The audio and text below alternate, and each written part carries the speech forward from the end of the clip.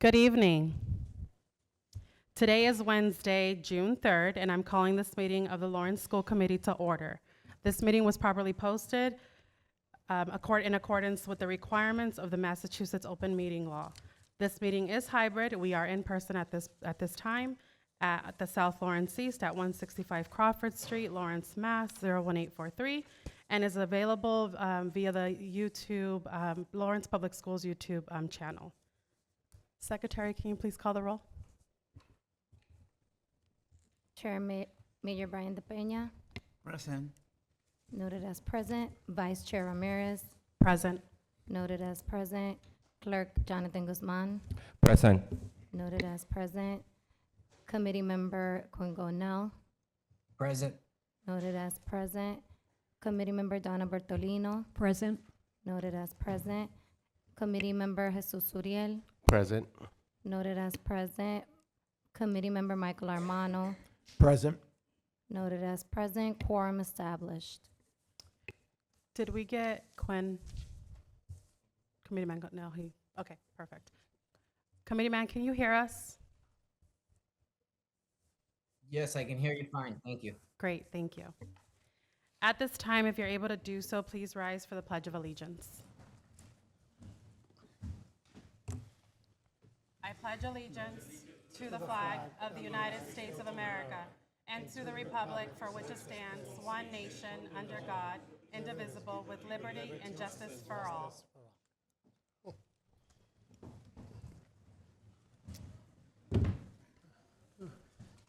Thank you. At this time, we will move forward with public comment. Our first speaker is, if I'm reading this correctly, Ray Nunez.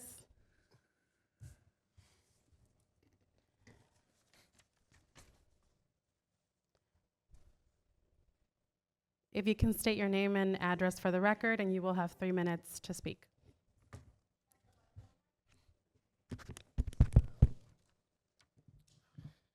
Ray Nunez, 121 Union Street, Manchester, New Hampshire. Good evening, Superintendent Guerrero, District Receiver Wu, school committee members, LPS retirees, Mayor De Peña, and community members. I wanted to take a moment to say a well-deserved congratulations and thank you to all retirees and their families.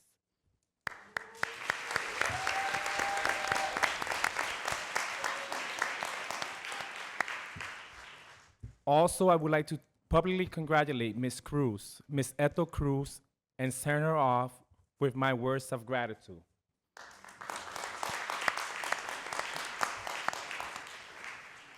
Felicidades on positive impact in so many lives in the city of Lawrence. Children, families, and educators, and administrators, and district personnel alike. Your transformative and inspirational leadership has and will continue to be a generational impact. Thank you for blessing us all with a touch of your humility, kindness, and humanity, and also for your commitment of teaching children in the city of Lawrence. Gracias por todo, and muchas bendiciones on your retirement.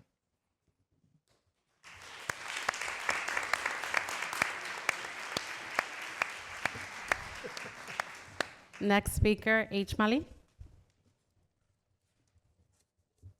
Name and address for the record, please. Momoin Mali, 53 Chester Street. Good evening, honorable members. In this important meeting, we the citizens are united to thank all the retiring principals. Because of you, future of our city, future of the children of Lawrence is a bright future. Thank you for your sacrifices. Thank you for your dedication to education of the children of Lawrence. Remember, you are retiring, but you are not leaving our heart and soul. We, the Laurentian, forever grateful to you, to your sacrifices, to your dedication. You are the true nation builder. You are the true future for the Lawrence. You are inspiring the new generation of the Laurentian. Remember, we the Laurentian, forever grateful to you, united and strong, behind you and support you. We are grateful for your service, for your dedication, for your sacrifices. Thank you for giving a best future to the children of the Lawrence. Thank you. Our next speaker, Jonathan Guzman.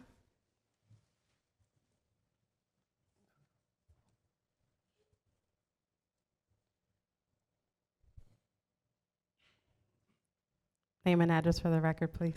Jonathan Guzman, 39 Lynn Street. Quickly wanted just to express to our chair that we continue to limit opportunities for public participation. This includes failing to provide remote access for community members, restricting families' abilities to view these meetings through other platforms such as Facebook, and not properly notifying the public when Spanish interpretation is available. One will expect that keeping families of Lawrence informed and engaged will be a priority. Yet, these actions do the opposite by excluding many from meaningful participation. Thank you.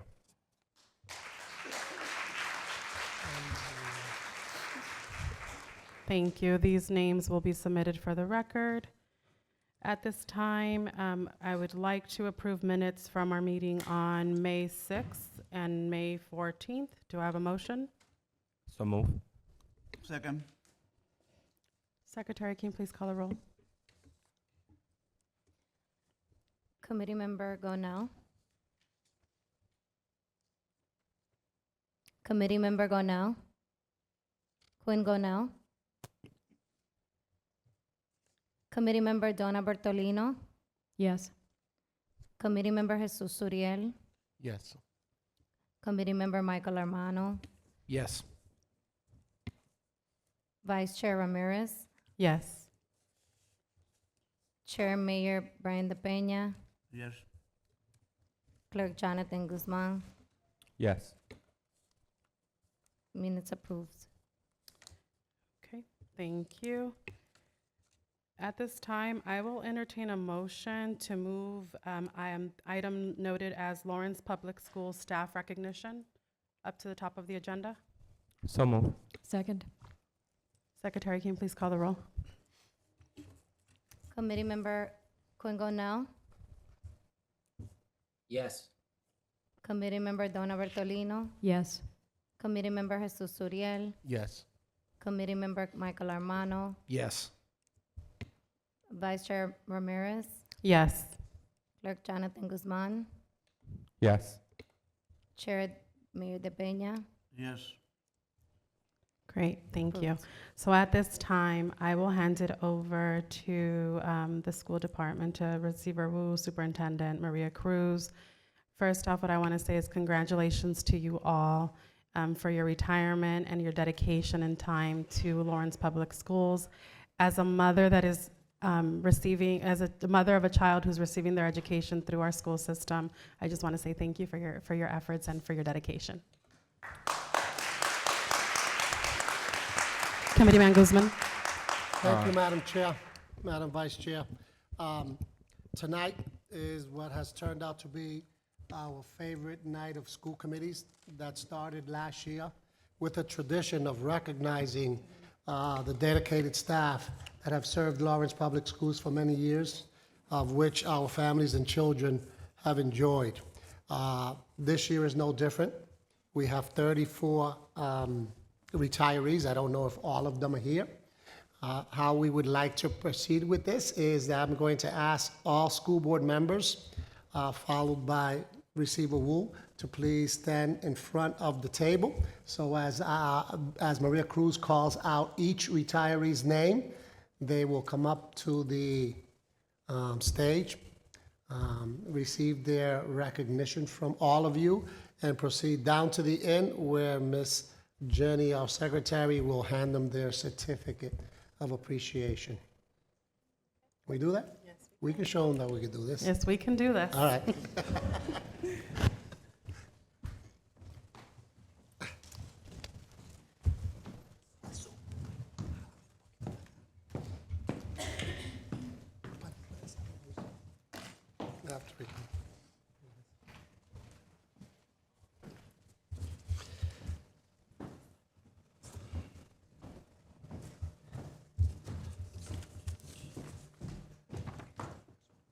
I got you.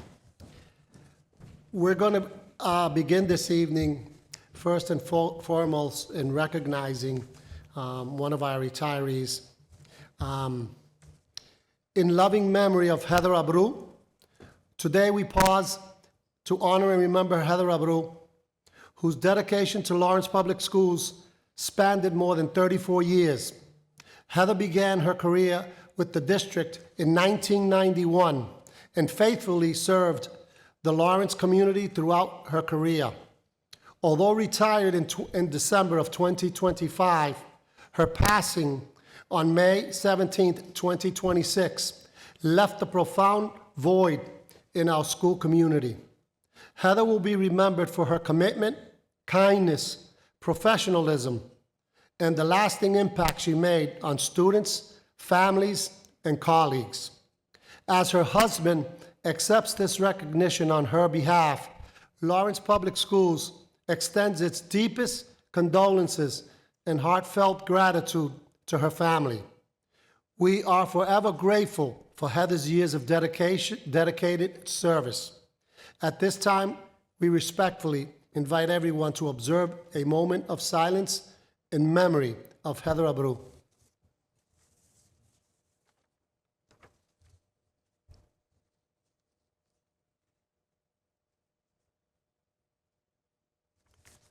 Thank you, everyone. At this time, we would ask our retirees to please make their way to there. Heather Abreu.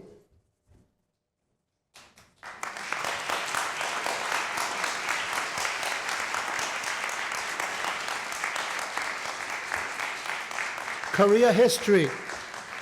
From 1991 to 2007, she was a clerk for Lawrence Public Schools. From 2007 to 2005, she continued as a senior clerk until present.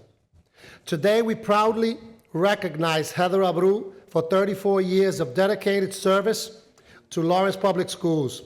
Throughout a distinguished career, Heather demonstrated an unwavering commitment to students, families, and colleagues, and the Lawrence community. From the beginning of a career devoted to public education through service as a clerk, Heather's contributions have helped strengthen our schools and positively impact countless lives. We extend our sincere appreciation and gratitude for the professionalism, dedication, and service provided throughout the years. Congratulations on a well-deserved retirement, and best wishes for continued happiness, health, and success in the years to come. God bless the Abreus.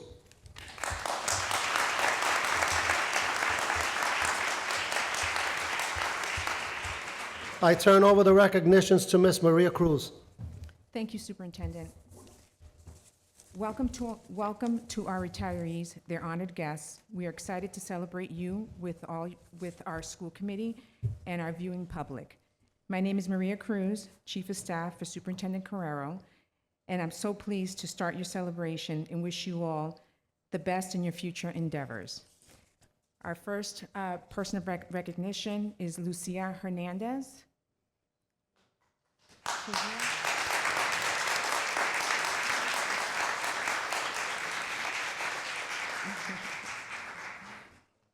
Okay, awesome. Lucia has 21 and a half years of service with us. She's a cafeteria worker. Today, we proudly recognize Lucia Hernandez for her 21 and a half years of dedicated service to Lawrence Public Schools. Throughout a distinguished career, Lucia demonstrated an unwavering commitment to students, families, colleagues, and the Lawrence community. From beginning of a career devoted to public education through service as a cafeteria worker, Lucia's contributions have helped strengthen our schools and positively impact countless lives.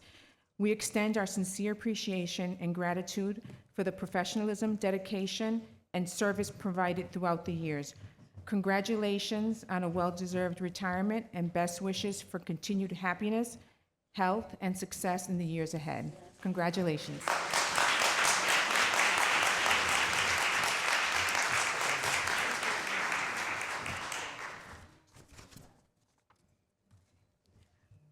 Our next recognition is to Gladys Herrera. She's a paraprofessional.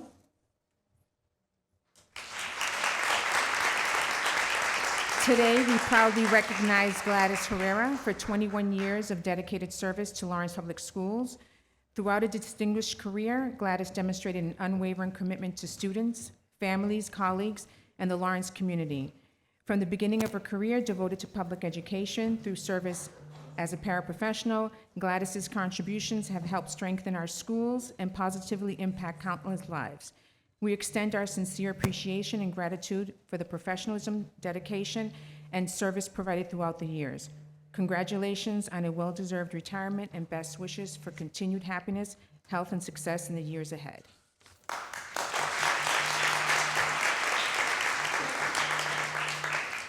Our next recognition goes to Wanda Candelario.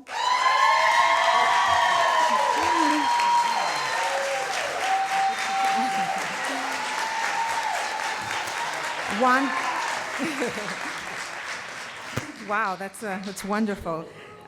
Wanda's been with 30 years of service, Wanda, and looking fabulous.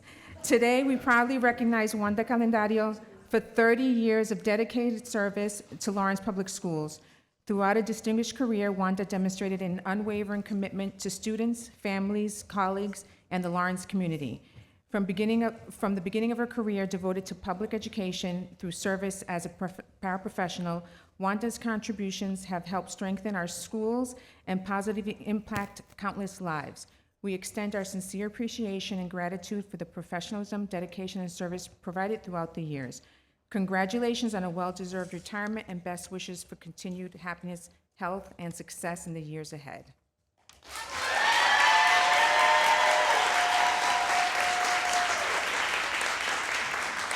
Our next dedication goes to Jane Deschaines. Thank you. Jane has 27 years of service to Lawrence Public Schools as a school paraprofessional. Today, we proudly recognize Jane for 27 years of dedicated service to Lawrence Public Schools. Throughout a distinguished career, Jane has demonstrated an unwavering commitment to students, families, colleagues, and the Lawrence community. From the beginning of a career devoted to public education through service as a school paraprofessional, Jane's contributions have helped strengthen our schools, positively impact countless lives. We extend our sincere appreciation and gratitude for professionalism, dedication, and service provided throughout the years. Congratulations on a well-deserved retirement and best wishes for continued happiness, health, and success in the years ahead.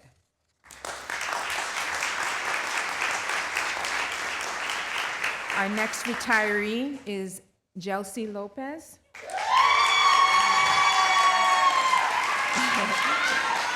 Today, we proudly recognize Jelcy for 26 years of dedicated service to Lawrence Public Schools. Throughout a distinguished career, Jelcy demonstrated an unwavering commitment to students, families, colleagues, and the Lawrence community. From the beginning of a career devoted to public education through service as a paraprofessional, Jelcy's contributions have helped strengthen our schools and positively impact countless of lives. We extend our sincere appreciation and gratitude for the professionalism, dedication, and service provided throughout the years. Congratulations on a well-deserved retirement and best wishes for continued happiness, health, and success in the years ahead.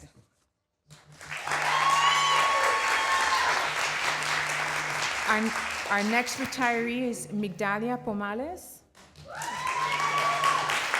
Today, we proudly recognize Migdalia for 37 years of dedicated service to Lawrence Public Schools. Throughout a distinguished career, Migdalia demonstrated an unwavering commitment to students, families, colleagues, and the Lawrence community. From the beginning of her career devoted to public education, through service as a paraprofessional, Migdalia's contributions have helped strengthen our schools and positively impact countless of lives. We extend our sincere appreciation and gratitude for professionalism, dedication, and service provided throughout the years. Congratulations on a well-deserved retirement and best wishes for continued happiness, health, and success in the years ahead.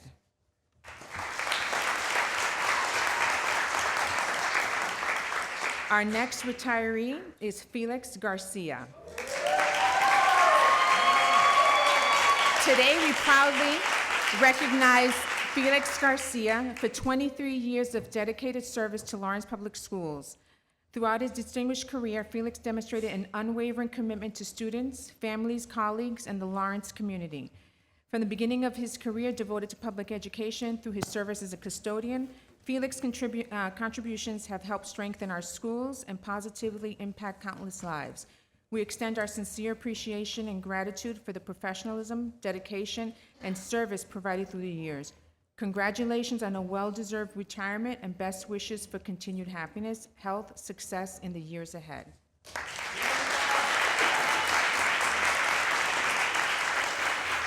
Our next retiree is Felix Matos. I'm not sure if he's here. Okay, so I'll pass that. Doreen Fritsky, I apologize if I'm saying it wrong. Not here? Okay. Tammy Lefebvre? Okay. Elizabeth Ferris?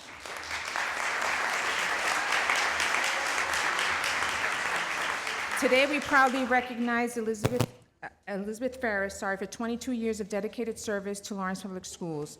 Throughout a distinguished career, Elizabeth demonstrated an unwavering commitment to students, family, colleagues, and the Lawrence community. From the beginning of a career devoted to education through service as an occupational therapist, Elizabeth's contributions have helped strengthen our school and positively impact lives.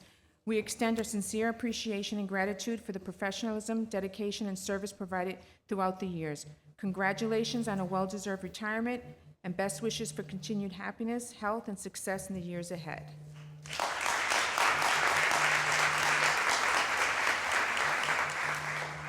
Our next retiree is Patricia Britton. She's here. Joan Chandler.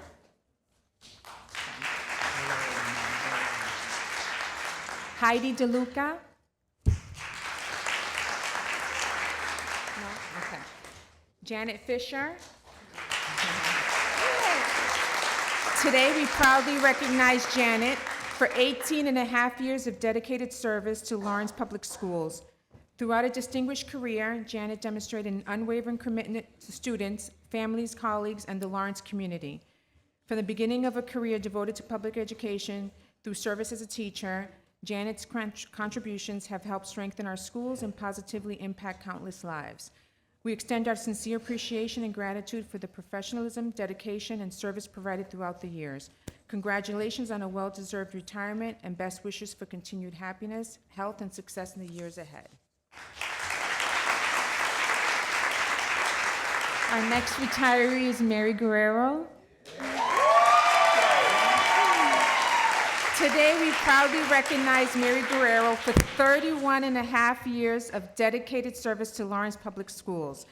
Throughout a distinguished career, Mary demonstrated an unwavering commitment to students, families, colleagues, and the Lawrence community.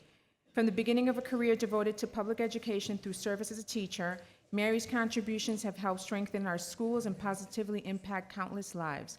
We extend our sincere appreciation and gratitude for the professionalism, dedication, and service provided throughout the years. Congratulations on a well-deserved retirement, and best wishes for continued happiness, health, and success in the years ahead. Our next retiree is Michelle LaRocque. Today, we proudly recognize Michelle for 30 years of dedicated service to Lawrence Public Schools. Throughout a distinguished career, Michelle demonstrated an unwavering commitment to students, families, colleagues, and the Lawrence community. From the beginning of a career devoted to public education through her service as a science teacher, Michelle's contributions have helped strengthen our schools and positively impact countless lives. We extend our sincere appreciation and gratitude for the professionalism, dedication, and service provided throughout the years. Congratulations on a well-deserved retirement, and best wishes for continued happiness, health, success in the years ahead.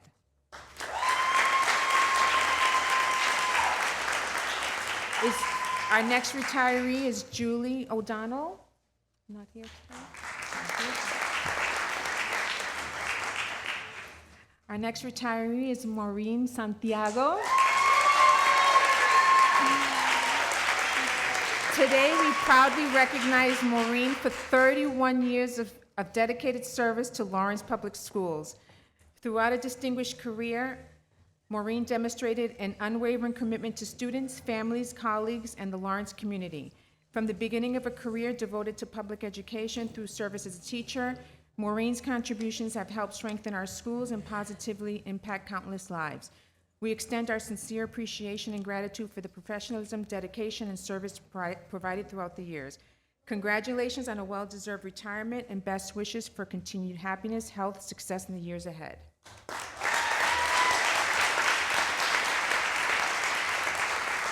Our next retiree, Ida Sheehan.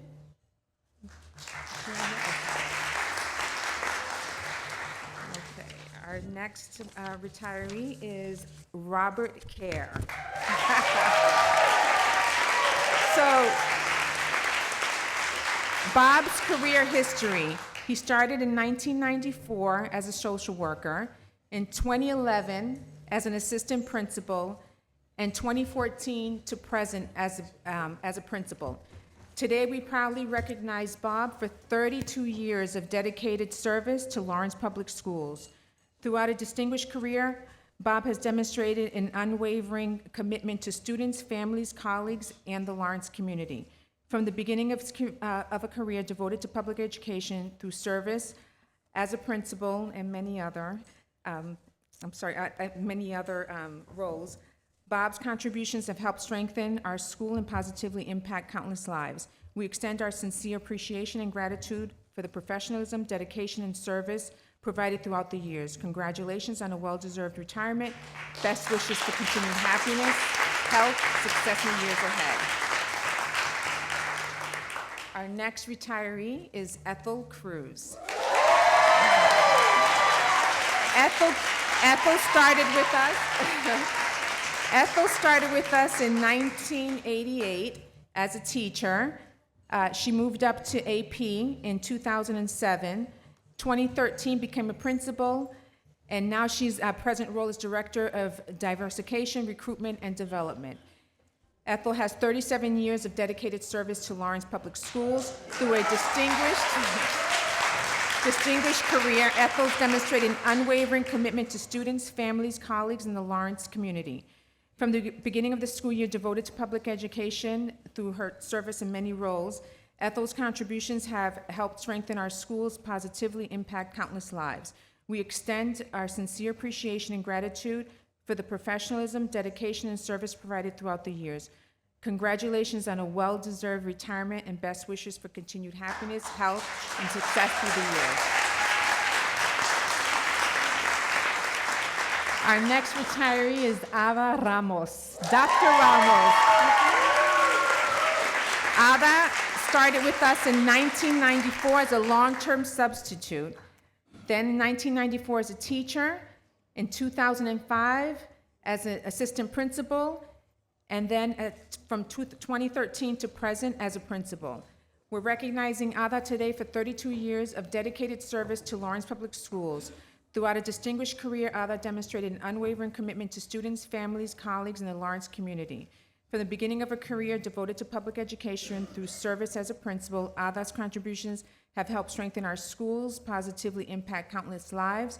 We extend our sincere appreciation and gratitude for the professionalism, dedication, and service provided throughout the years. Congratulations on a well-deserved retirement.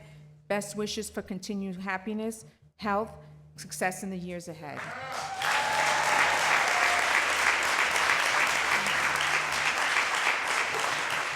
Our next retiree is Geraldo Acosta. Jerry started with us in 1995 as a teacher, in 2001 as an assistant principal, in 2011 as a principal, and most recently as an assistant superintendent. Today, we proudly recognize Jerry for the 31 years of dedicated service to Lawrence Public Schools. Throughout a distinguished career, Jerry's demonstrated an unwavering commitment to students, families, colleagues, and the Lawrence community. From the beginning of a career devoted to public education through his service as A principal, assistant superintendent contributions have helped strengthen our schools, positively impact countless lives. We extend our sincere appreciation and gratitude for the professionalism, dedication, and service provided throughout the years. Congratulations on a well-deserved retirement and best wishes for continued happiness, health, and success in the years ahead.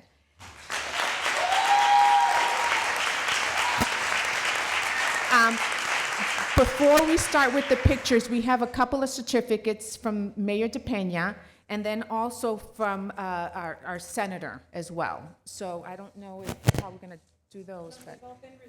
Oh, they've been receiving them. Great, great. Thank you for that. Thank you. Congratulations, everybody.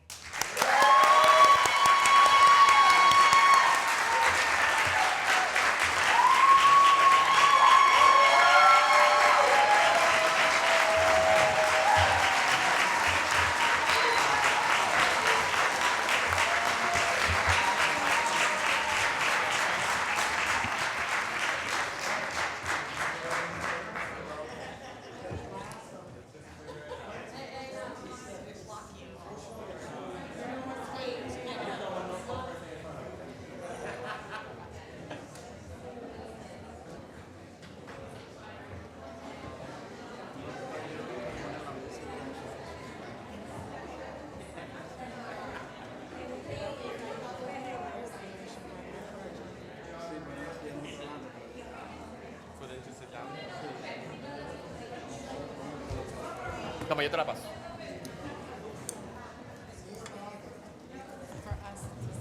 Oh, for us to see. Okay.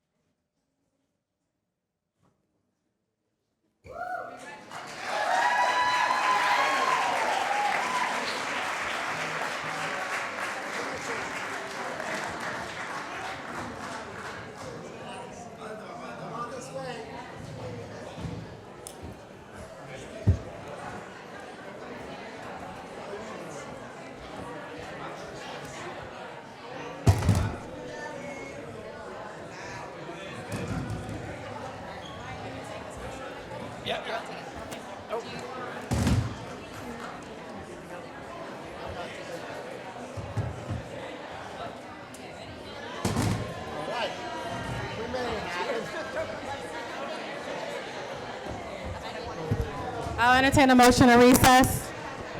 Entertain a motion to recess.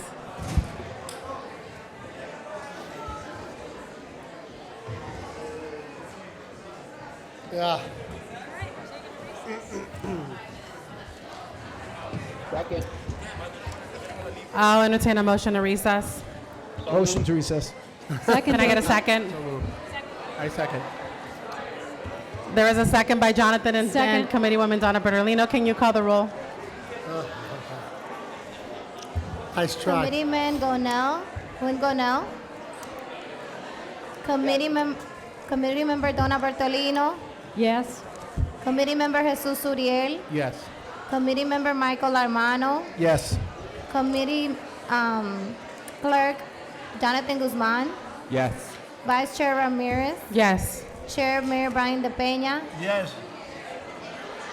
Approved.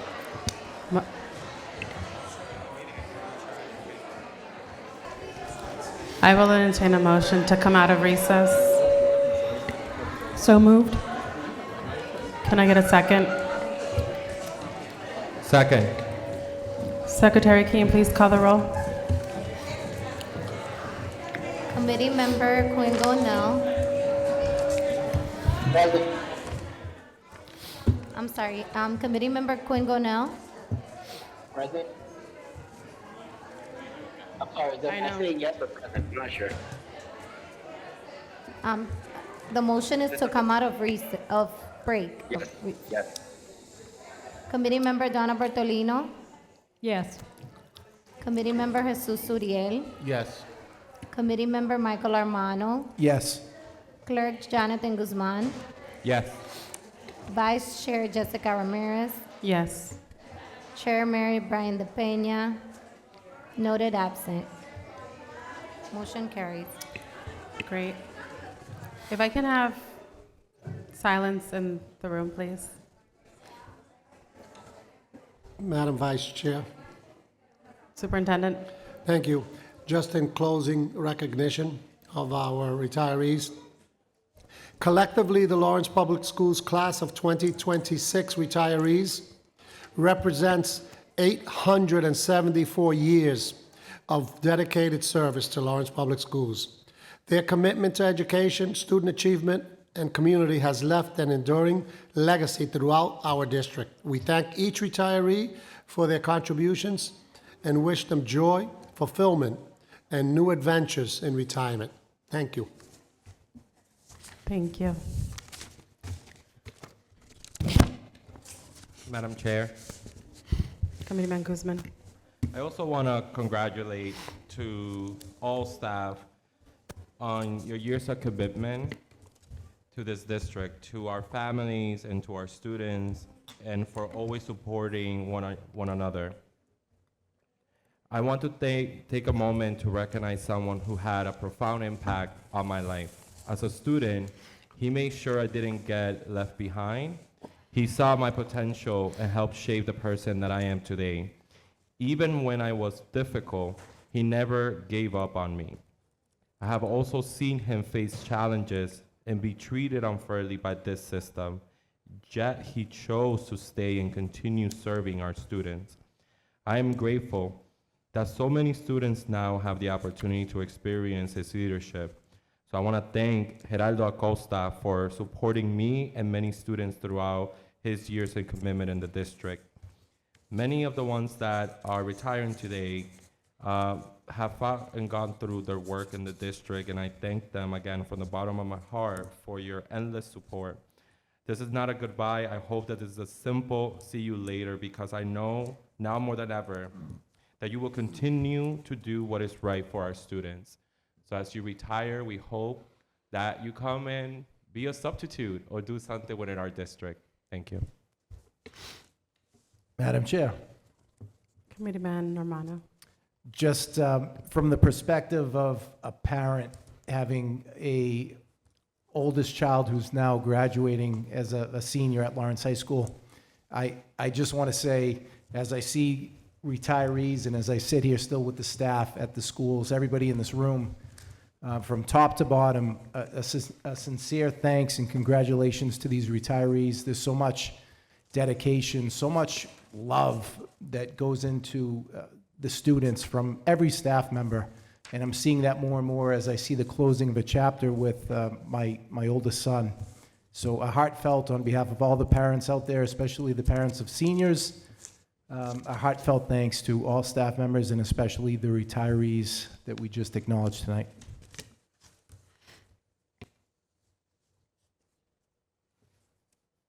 Thank you. So at this time, I will move forward with the receiver's report. Thank you, Vice Chair. Also just want to congratulate all the retirees. We should be so lucky to be able to have such esteemed careers. So thank you to everybody and congratulations. The item on the agenda for the receiver's report is the receiver's quarterly update to the school committee. As part of Chapter 69, Section 1K, the obligation of the receiver is to provide quarterly updates to the written quarterly updates to the school committee, with the final update being the annual evaluation of the commissioner's evaluation of the receiver.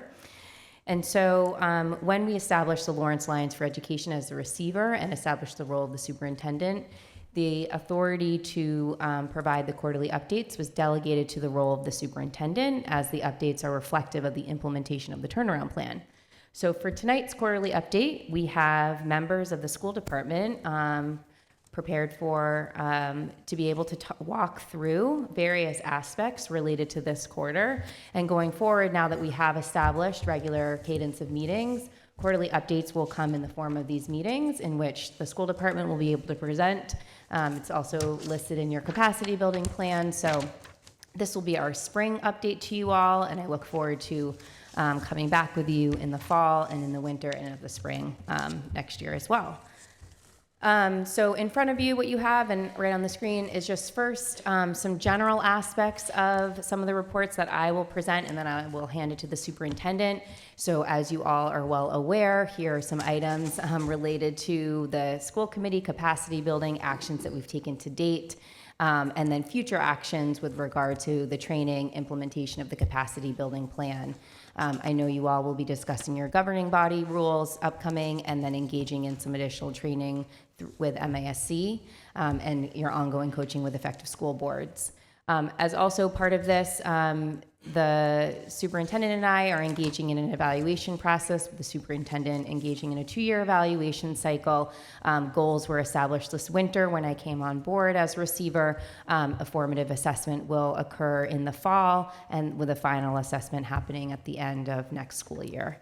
So the typical 2-year evaluation cycle. And then also with regard to the budget, as you all well and participated in last week, we did complete the budget hearing and the budget presentation, and we look forward to the submission of the budget to the City Council, which will happen next week.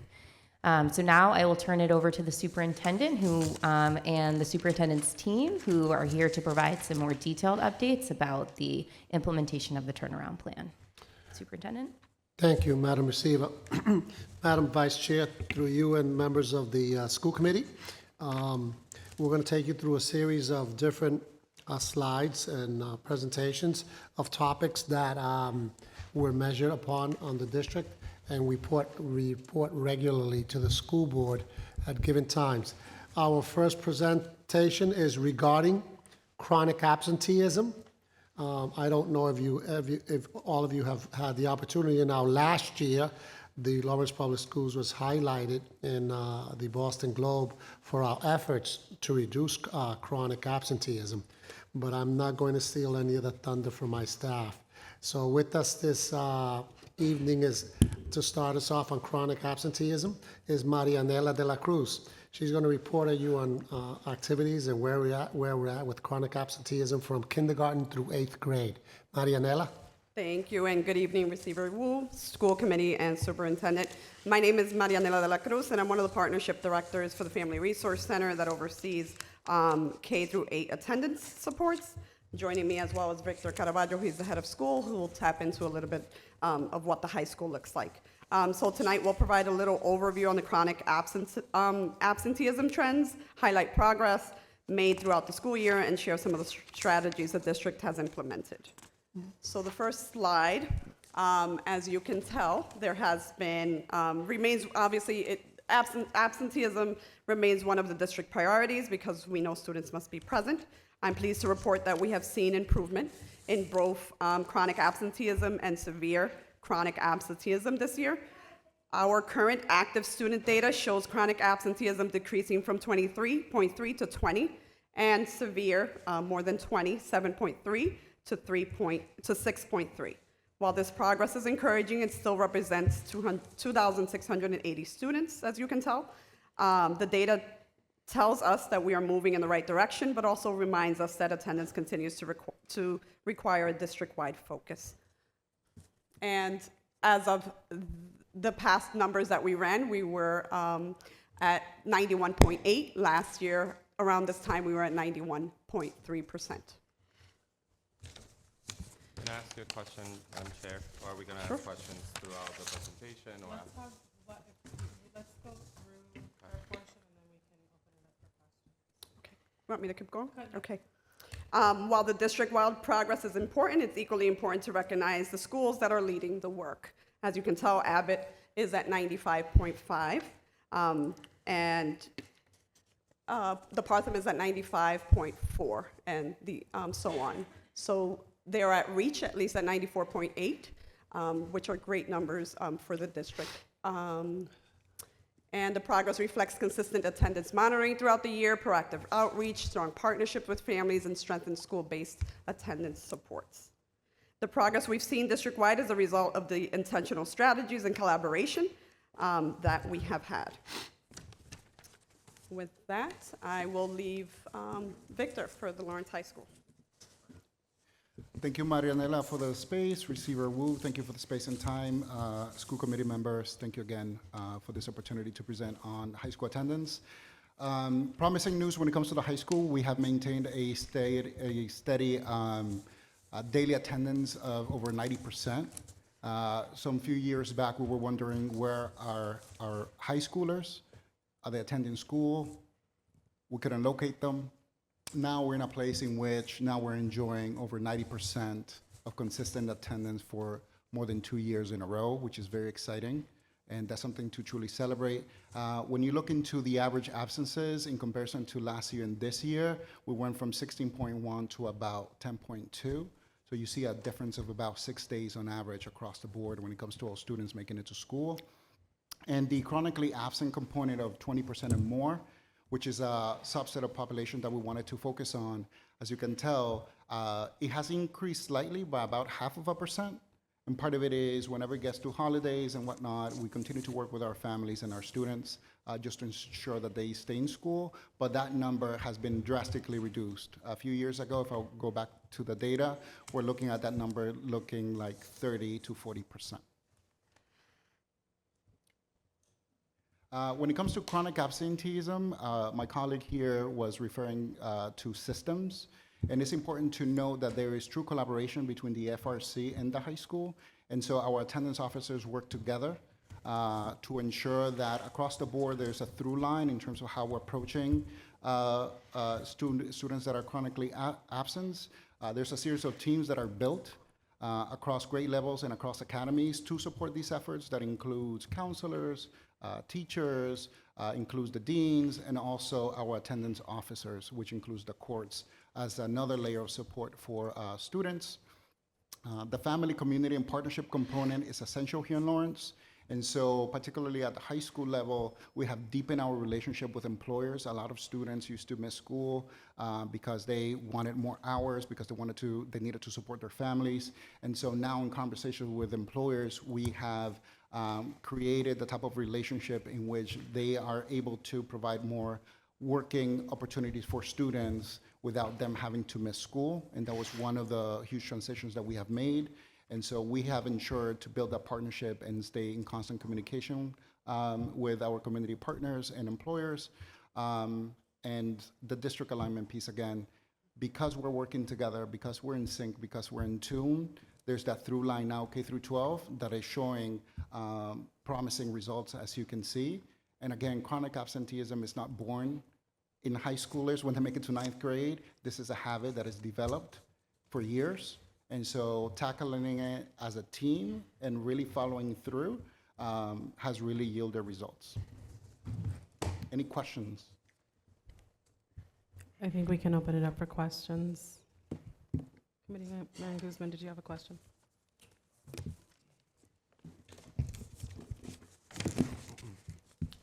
Thank you. I'm trying to get this information as we receive this today.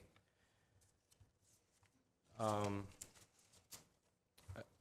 guess the first particular question was on the data on the district chronic. What you mentioned, the 23.3% to 20%. And then you mentioned that that is about 2,680 students, right? Correct, correct. Okay. Is that, what I'm trying to understand, if this is looking, if these two particular numbers are looking at particular number of students, or is it just looking at that 2,680? Like you're calculating this data with that amount of students alone? Correct, correct, Okay. correct. Okay, that answers my question. Any other questions? Just one question. The average number of absences at 16.1, that includes the chronically absent? That's everybody? Yes, that's everyone. Thank you. Madam Vice Chair, can I ask a question? Committeeman Gonell. Thank you. First, Mr. Caravaggio, I just want to congratulate you on the progress y'all are making on campus. Just wanted to ask really quickly, if there's a program, department, or set of positions that you think are essential to the progress that's being made. And tied to that, since we're talking about funding for the next budget next year, is there anything that you can think of, any programs or any specific areas that we want to try to make sure we continue to support so that we can continue the progress? Yeah. Thank you again, Mr. Godell, for that question. When it comes to specific positions, I think that the attendance officers serving the district K through 12 really make a huge difference. So in terms of specific roles, I would say that that's one of the essential roles that have really supported that transition, particularly for 8th graders coming into the high school. And because of that, I think that we have added that extra layer of support and has created drastic improvements, because at the same time, particularly for kids who are transitioning from 8th to 9th grade, it has really set the tone in terms of what is expected at the high school level and the array of supports for families as well. And your other question was? Yeah, if there's any programs tied to the progress that you can name that we want to make sure we continue to support. Yeah, the other component, and I truly believe this, is you have personnel, but you also have to create the type of programming that creates real possibilities for students. And so at the alternative school level, for example, we have night school at Rise, and that has created real opportunity for students that because of personal reasons, they can attend school during the conventional time. And so those tended to be dropouts, those tended to be students that were chronically absent because of work. And so that's a very viable and real opportunity for students. And so in a few, I'm gonna talk about dropout and re-engagement efforts. And in that same vein, this is all connected to attendance as well. So if there was a specific program which we have supported for the last 2 years, that idea of having night school, particularly at Rise and HLC, has really helped when it comes to our attendance efforts. Thank you. You're welcome.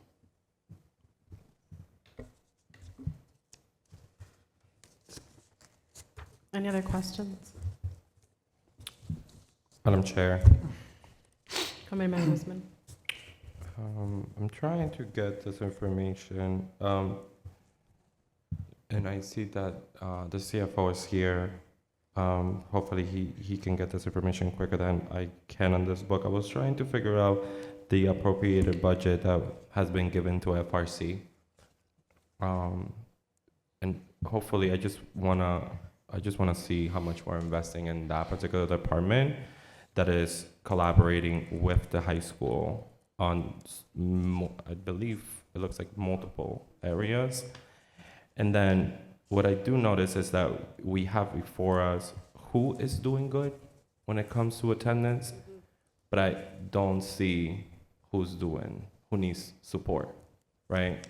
And I appreciate how it's broken down with the Lawrence High School and where it shows us, right, what was end of year in 2024 to 2025 and what is it now. I think that data is critical for all of these schools. And the pattern that I'm noticing when I look at this budget is that all these schools that are presented here are getting a bump on budget, which I'm still trying to comprehend the budget book, except one, which is decreasing by 339K under budget that is allocated for next year. So why I'm sort of asking for all these data points is to see which schools are not succeeding on this and how much resources are they getting when it comes to the right staff to support students and maintain them in classrooms. So I can answer part of that, the budget. The CFO can answer that. So across the board, our attendance officers are designated to support zones. And in each zone, there are 5 to 6 schools. So they all uniformly get exactly the same support. And I can absolutely get you the list of the schools that aren't meeting 95 or close to 90. They're about 87, 89. I can absolutely get you those rates, and we see that more at SES with the high needs and RISE, which is one of the alternative schools. So those are the schools that, but we absolutely have teams within the schools and offering the same support across the board.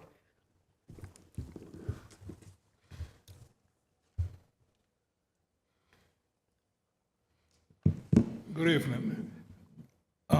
So if you can repeat the question when it comes to the budget related to those efforts.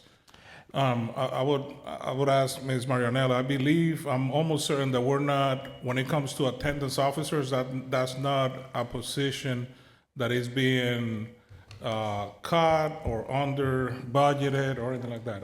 Not correct. That is not one of those positions that we are looking to, to reshape or change. So because these officers are assigned by zone, that's hitting a different, I'm gonna call it a cost center, but it's a different line item, not for the particular school. Correct. They're under the FRC. Correct. They're under So it the doesn't FRC that live serves within the the district. schools. Okay, so despite if they're underperforming in terms of attendance, I guess just to probably answer Committeeman Guzman's question, what resources are we talking about at the schools for the individual schools that you're asking about? Yeah, my question was particularly because I was looking at the spending by department, and I thought for some reason, I thought this department, because I see we have multilingual learners as its own department, so I thought that FRC was also captured as its own department because it's the main vehicle for parental engagement in our district. So I was trying to figure out what's the priority when it comes to budgeting for that? Because knowing that there is particular positions in that department that support those measures. So it is its own line item, correct? Correct. Yes, the Okay. FRC is its own location, the Family Resource Center. And I believe in the budget is probably under, I believe it's community, family, student engagement, FRC. And I'm sorry, I'm looking at a budget book that is the size of my phone, so. No, that's fine. I'm Thank having you. a hard time. Yeah, I will and I believe I will ask this question, but I'm grateful that I found out that during the actual public hearing, we received an itemized budget. So thank you for that. I want to definitely apologize because it was not fair to call you out on that, at least me. But I also want to say that we received that document at 2:35 p.m. that day. So it was unlikely for us to look at it, right? We all have employment. We don't work for LPS, right? 24/7. So I definitely need to look at it. But I do see a negative impact on that budget of $851,000. So hopefully when I looked at that budget, it will kind of explain to me what exactly is being cut within that department Yes. to understand what resources will be not available. Yeah, and again, I repeat, the same thing that, I don't need to apologize, but I repeat the same thing that I said when I was here last Wednesday. My door is always open, 237 Essex Street, you come up, and we can go through the budget and go through it. When it comes to the FRC, and I know some of that 851,000 that you're talking about, there were some positions that were created with Student Opportunity Act funds that kind of replicated some of the work that was already being done at the schools, right? So there were some positions that were repetitive, and I think when we talk about resizing the district and providing resources equitably across the schools, that's one of those areas where we put the resources at the school rather than at the FRC. For example, every school has a family engagement specialist, right? Like every school has one of those, K through 8 and at the high school. So we had positions that were duplicating some of that work, and we put the resources in the schools rather than the FRC. Superintendent, through you, Chair, Committeeman Guzman. is it that these are direct positions or people being voluntold to do the extra work? You're gonna have to repeat that. So is it that we have direct positions, and if I'm hearing what the CAF was saying is, there are particular positions that were double within the SOA, that were being funded through SOA, IFRC, that schools already had, that made it seem like we need to just focus on the ones that are at the school district, which eliminated whatever was within FRC as positions. And my question is, if that's a position at the school level, or is it that is, for example, is Jenny, who is the manager of translation, being our secretary, right? Doing 2 jobs at once. Like, is that what you're seeing? Or is it people that are concentrating directly on family engagement and student engagement? Thank you. First of all, I don't believe that we can give extra work without extra compensation for any individuals, or else I'll have a nice, wonderful argument with union representations. Some of the positions that are coming out of the FRC that are going into the schools aren't for people that are already working in the schools. The position comes with responsibilities, and I guess the best way that I can do it is give you some examples. Through the SOA dollars, we had approximately 26 or 28 homeless. 26. So, okay, 26 homeless liaison, do we call them? Liaison. Homeless newcomer liaisons. We made the decision to cut back on them. So that doesn't mean that the services got cut back, because we made sure that in the zones, there is a homeless coordinator or person in case there are any homeless students that pertain to any of those particular schools within those zones. That person picks them up, they coordinate with the parent engagement specialist and make sure that there are wraparound services for that family. What happened to the other positions that we reduced? Those positions are now moving toward something that you just mentioned that Jenny does, which is translation services. Because in the past year from the multilingual department, the coordinated program review that the Department of Education does, one of the audit findings that they made that we have to correct is that we have to provide interpreter services to our multilingual families. Why do we have to do that instead of using the parent liaisons in the schools? Because the state now requires that the interpreters are neutral, that they are not the employee of the school where the families are, number one. And number two, we already have interpreter services specifically for special education families. So now they're adding them to the multilingual families. But remember, the multilingual families don't have to be the student. So if you're saying it's now addressing families, we're talking over 10,000 families. And the rationale behind that is that they want to make sure that, number one, interpreters are certified so they understand the education academic language. And as professional interpreters, the school district guarantees that the interpretation is being done correctly.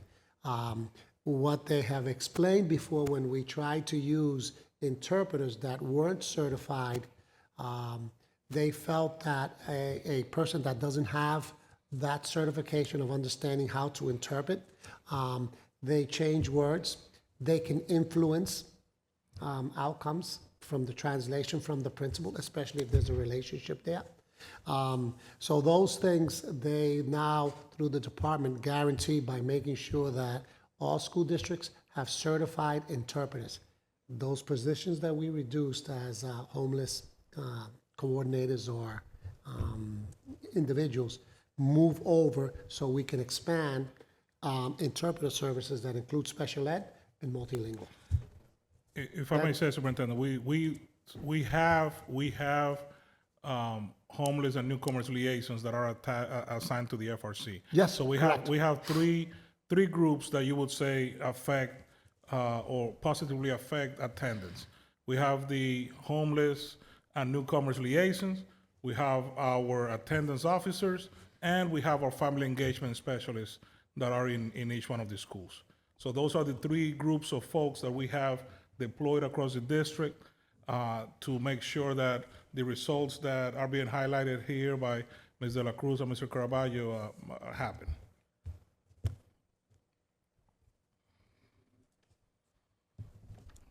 Any questions so we can move on, before we move on? Thank you very much. Have a good evening. Thank you. Thank you so much. Our next topic, Madam Vice Chair, is something that all of you will be very, very used to in terms of anything that we discuss about kids and performance, and that's called data. So we have first up on presenting some of our data access scores, Ms. Maria Gutierrez. She is the director of our multilingual program, responsible for about 7,800 kids that are identified as multilingual learners. Give or take. Welcome. Good evening. Thank you for having me here today to talk about access testing. So I'll give an overview of the assessment first, just for some background building. Next slide, please. Wow, I have a clicker. Thank you. All right, there we go.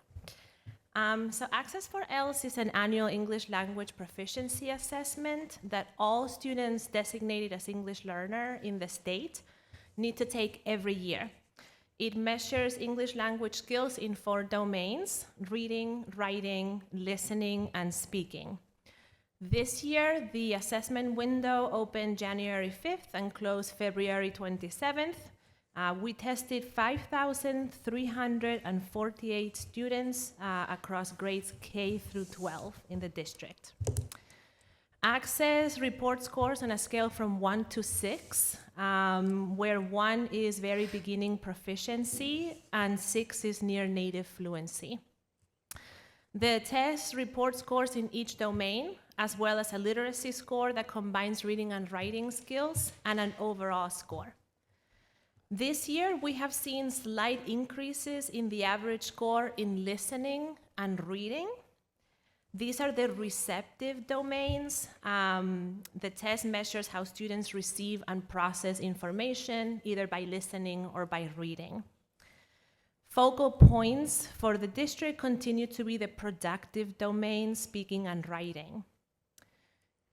It's important to note that we don't really expect these scores to dramatically change because the L population is dynamic. So as the students progress, they exit the program and we don't test them anymore. And then we welcome new students who are new arrivals, and they usually start at level 1 when they're newcomers. What this data does help us see is the overall areas of strength, in this case, reading and listening, and the areas of focus, writing and speaking.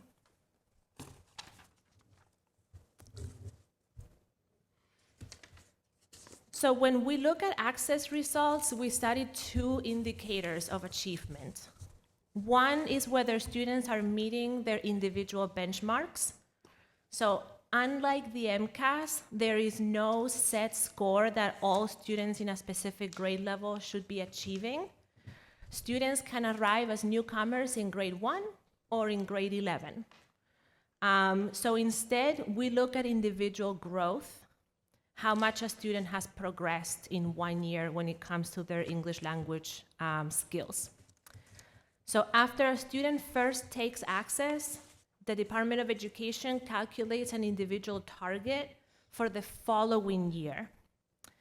This target is calculated taking into consideration the student's latest score, their grade level, the number of years the student has been in the English Learner Program, and other indicators.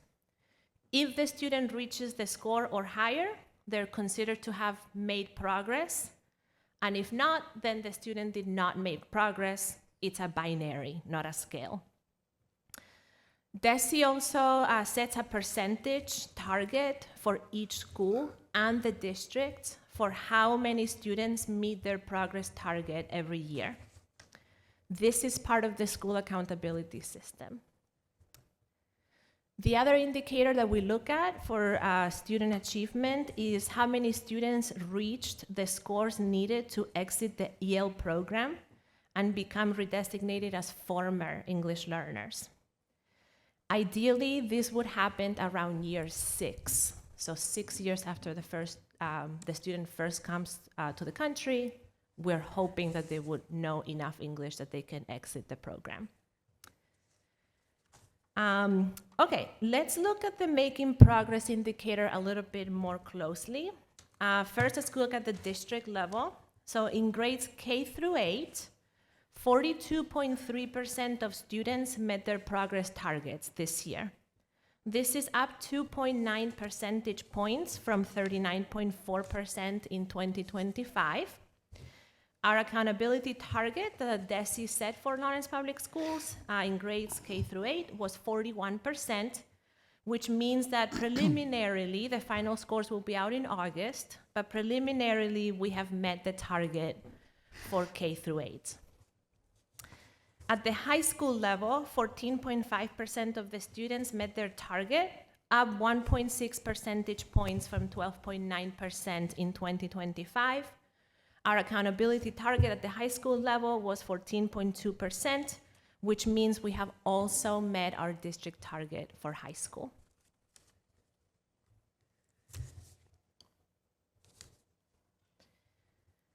At the school level, the results have been positive as well. 11.1% of our schools exceeded their individual target, 44.4% met their target, 16.7% improved but below their target, 16.7% had no change, and 11.1% declined. In total, 77.9% of our schools improved compared to 2025. Last year, 55.6% of our schools exceeded their target.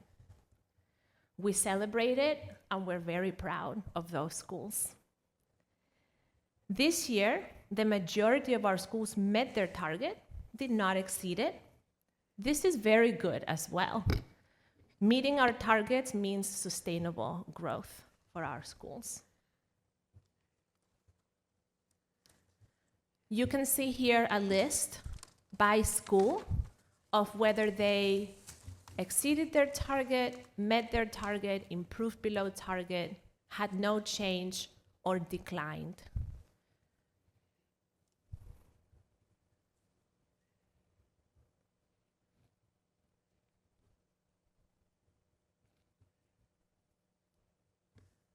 We are still studying the reasons why some schools are doing very well and others are declining.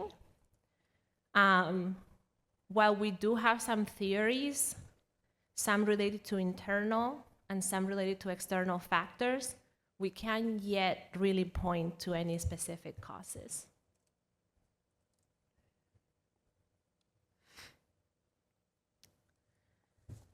The data that we get from access testing is used in many different ways in the district.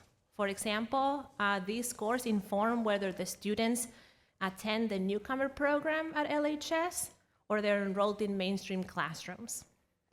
They also inform whether students may be enrolled in a homeroom with an ESL co-teacher or not. School teams use this information to make decisions about small group instruction, language focus areas for their school, and the specific supports that students will need to succeed. We use the information in the ML department as well to make decisions about resource allocation. A significant area of investment for us is training for all teachers on instruction for multilingual learners.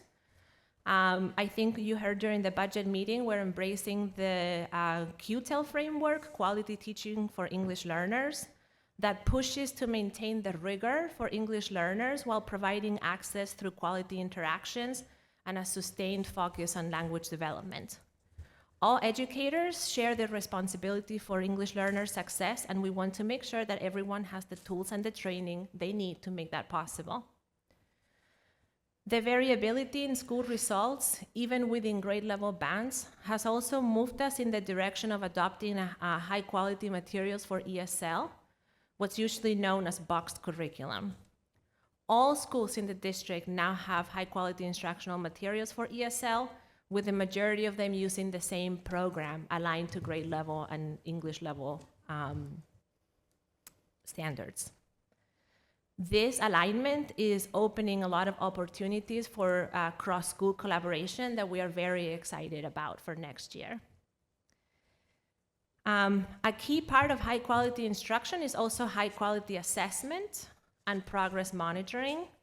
We have invested in benchmark assessment for language development, and we are developing processes for progress monitoring in collaboration with the language leaders from across the district. Lastly, it's not possible to have high-quality enacted curriculum, instruction, and assessment practices without highly effective educators. And so we work to increase the number of licensed ESL teachers in the district with supports like partnerships with colleges, study groups, coaching, etc. So that's our overview of access testing, and I'm happy to answer any questions.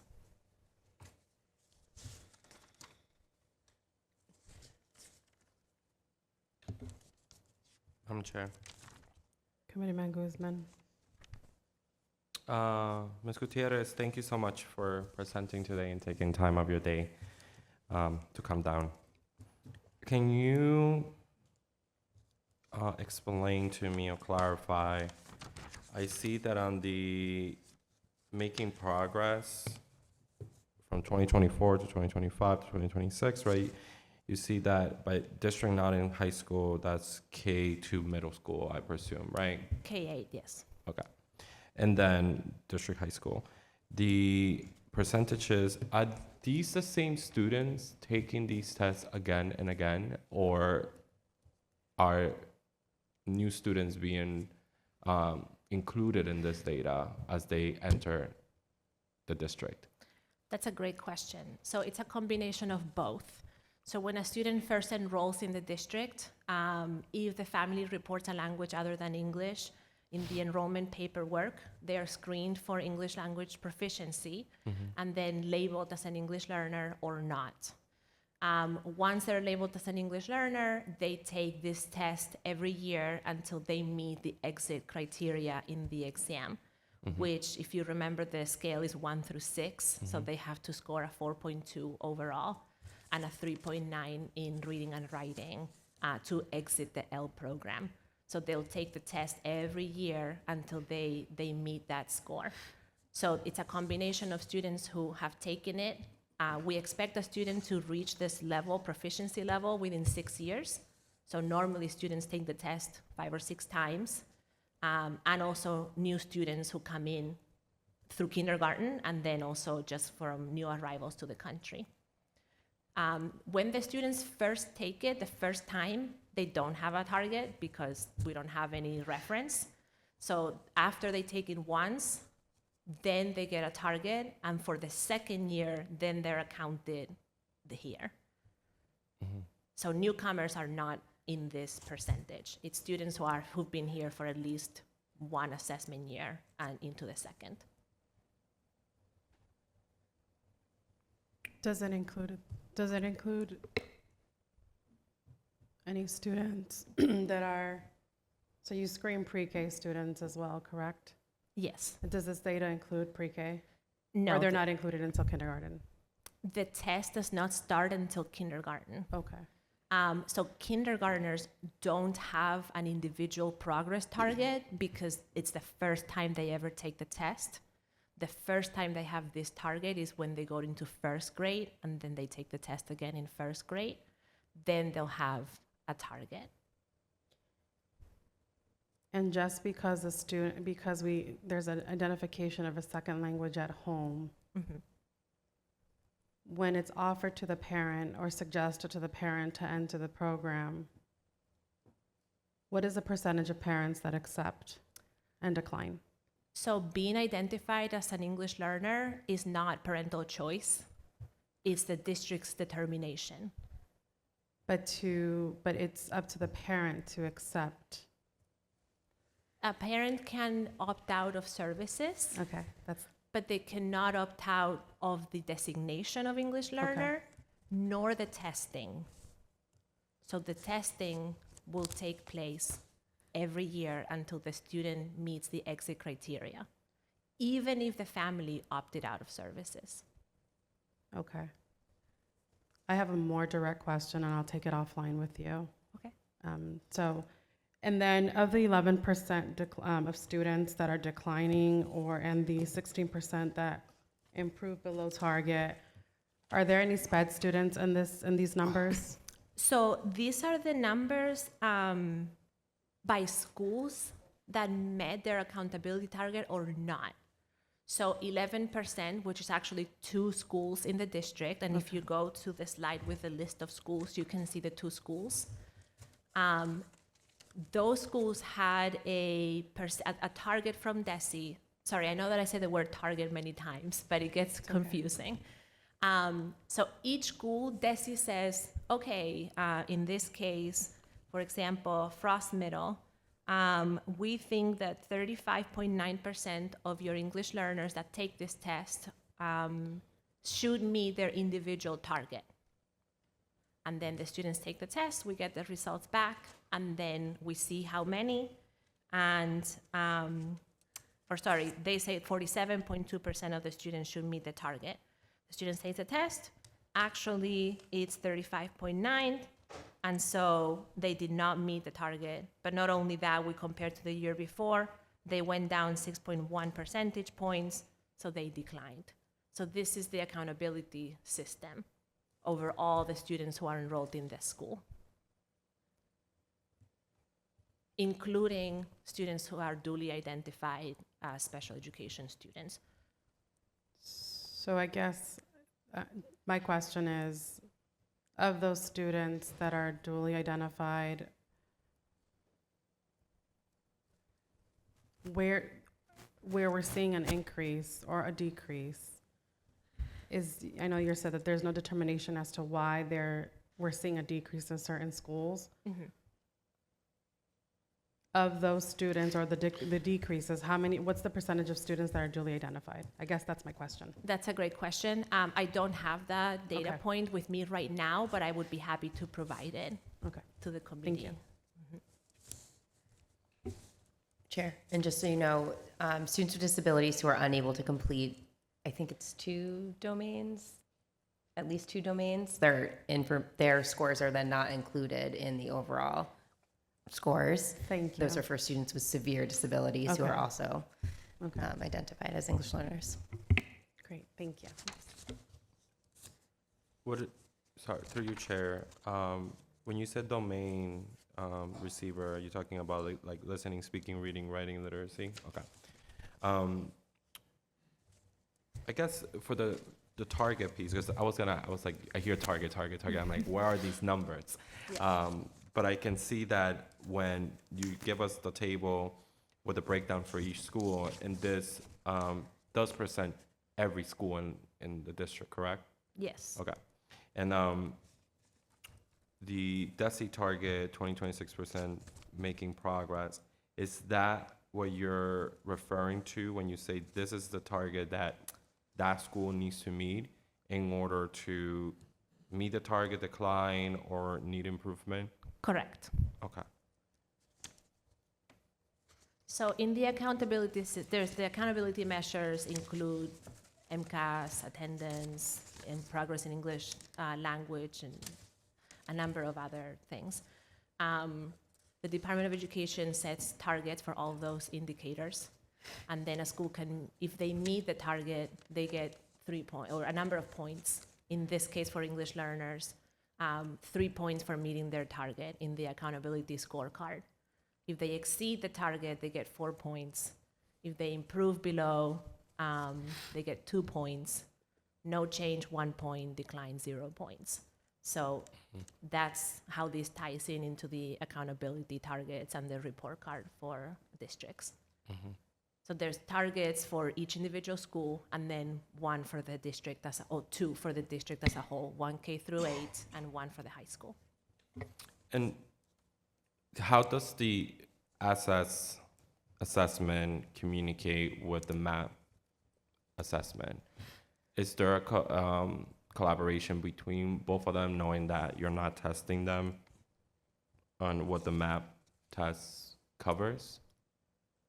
So students take both. If they're an English learner, they'll take Access once a year in the winter, and they also take MAP testing, I think 3 times a year, fall, winter, and spring. The 2 tests don't talk to one another from like the company perspective, but then we look at both sets of data in order to make decisions. And can you take us through an example of that decision? Like if a student is, student is not meeting the particular domains that you have here, and they're not getting that 4.2, but then the MAP test provides them exceeding on it in any particular target. Like how would that support you in making a decision? Yeah, so there's a few things to consider here. One is like an assessment is a snapshot of 1 day in time, right? So the student took the MAP or the Access test 1 day, and it may be the best day they had this year, or it may be a day that they weren't feeling really well, and so they didn't do the best. So we really always want to consider a more holistic view of students, and so while we use these data points, we also want to know how are they in class? Do they participate? Do they do well in formative assessments? Do they do well in tests, projects? If they are a special education student, what does the evaluation from the special education team say, right? So we want to have a well-rounded kind of idea of the student's strengths and areas for growth in order to make decisions.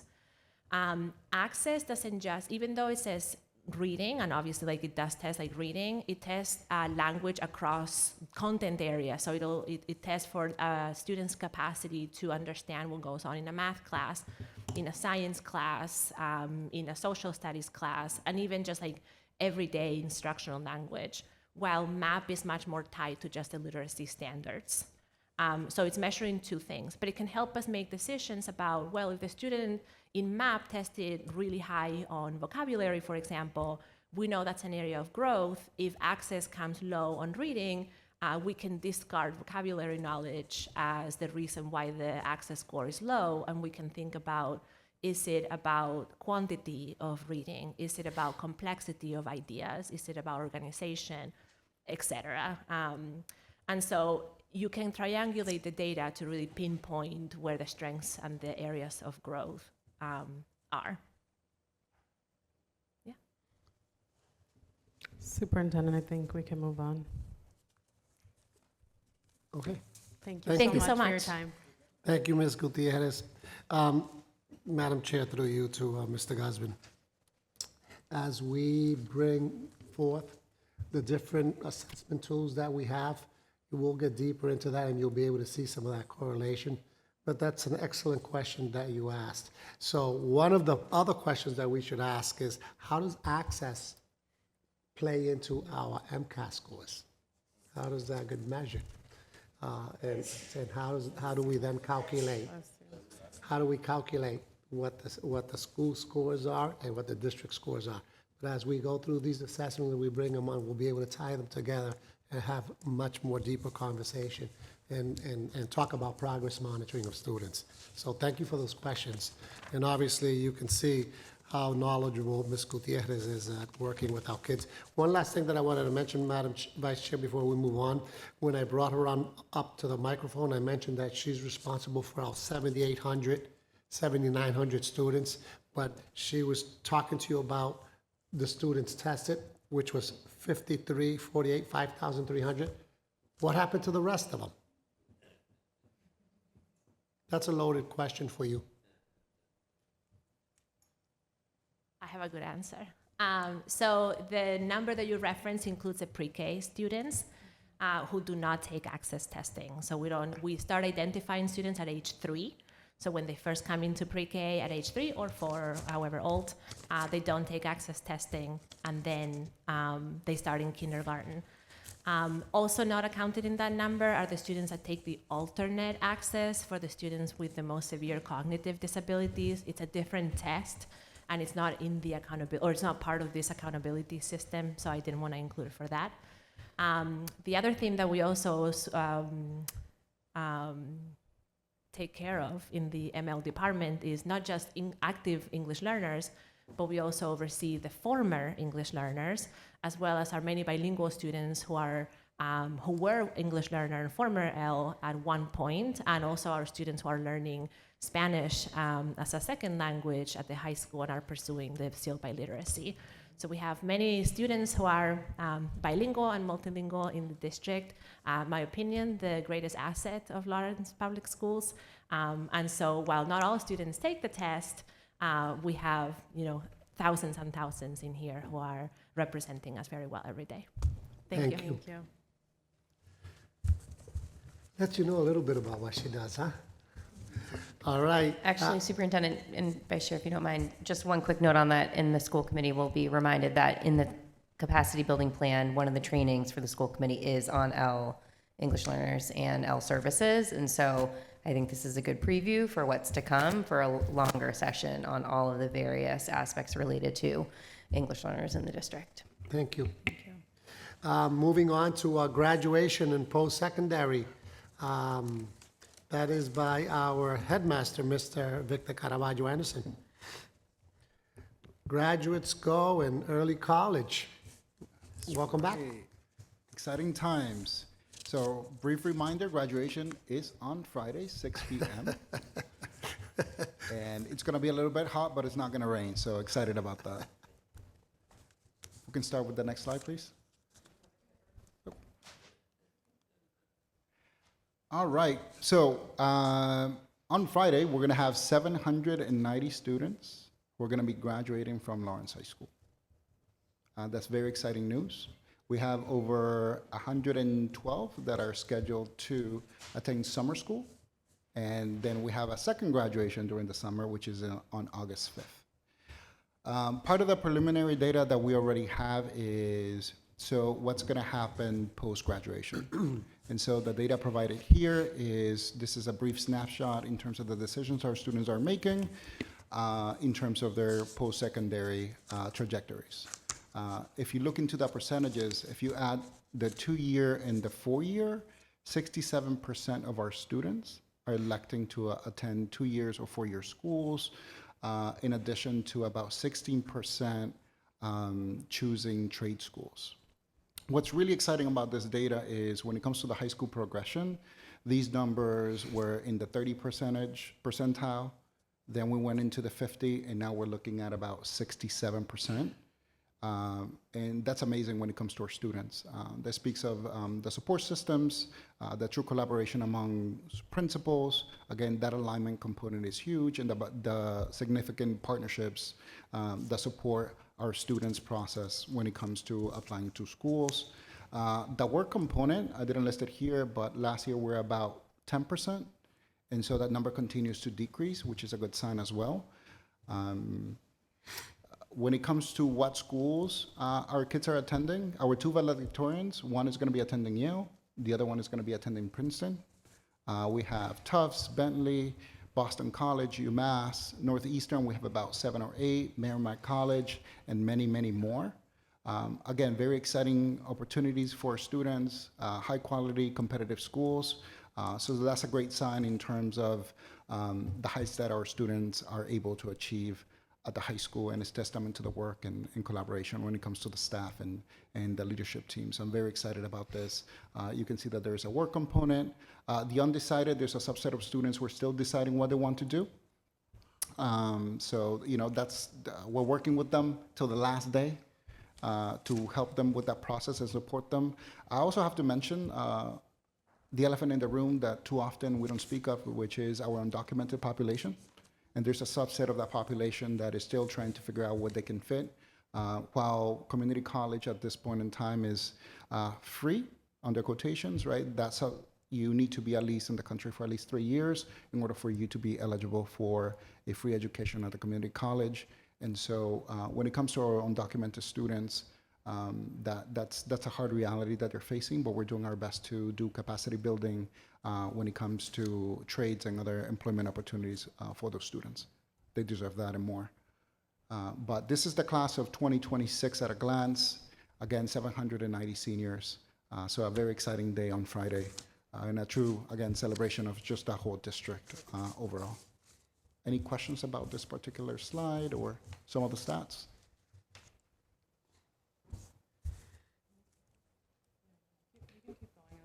Can I ask one quick question? Absolutely. Just the undocumented students, are they, when we have classes that we're offering, college classes in high school, are they permitted to take those classes, or do they also have to wait 3 years? No, they're allowed to do it within the framework of early college. Okay. The continuity post is a subject of discussion. And so for a lot of these students too, they tend to be students who also fit the profile of unaccompanied minors, right? These are the students that are also working under the table, full-time jobs. And so there's a level of complexity there that we have to take into account. So if you add that social component with also paying college tuition, that becomes challenging for a lot of our students. Makes sense. Thank you. Yep.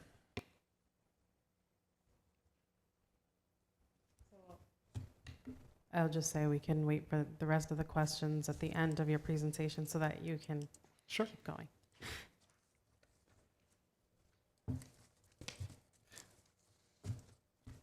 All right, next slide. Lawrence High School, a snapshot. What is the difference between last year and this year? And even if I go back to about 5-6 years ago, we have gone from the low 70s to now 86.5. This year, we're at 86.7 for students that started with us in 9th grade and finished with us. There's what you call the extended graduation rate that is not here, but we're at 89.7 when it comes to that stat. Those are students that didn't necessarily start with us, but they did finish with us. The data is very compelling in terms of the trends, right? We continue to graduate a lot more students. And when it comes to the population, if you look into the right, in terms of the key highlights, you see students with disabilities and English language learners making great gains year after year. So that's very promising, again, in terms of the work that we're doing when it comes to MTSS and the focus of the district when it comes to that initiative. And so we're seeing the results when it comes to our graduates as well. Just so you know, too, when it comes to Latinos and the state average for Latinos for 2- and 4-year schools is 36%. And so when you think about our population that is 95% Latino, that data is very compelling, and I think we should be very proud of the work, again, that is being done. But these are just a few highlights of the high school. Now let's talk about the district that is inclusive of our alternative schools. For the first time since the start of receivership, we crossed the 80 percentile graduation rate, which is something to celebrate. So from last year to this year, we went up by about 8.2%. And if you look into the top improvement component on the right, the key takeaways, you can see the huge gains when it comes to English language learners, students with disabilities, high needs, Hispanic or Latino population, and our homeless population as well. So pretty much for every single category, we have made drastic improvements when it comes to growth as a district. And so again, the alignment work when it comes to the academies, the through line that has been created, the constant communication and teamwork among schools is really making a difference. And so for students transferring to another school, it's not detrimental. It's actually a way for us to really accommodate to their needs and support them when it comes to their graduation plans. And so that's an essential component that has made these kind of, that has allowed for these kind of results to happen when it comes to our district. So that's something to celebrate as well. Before I move on to early college, because that's getting into the programming, do we have any questions when it comes to some of our graduation data?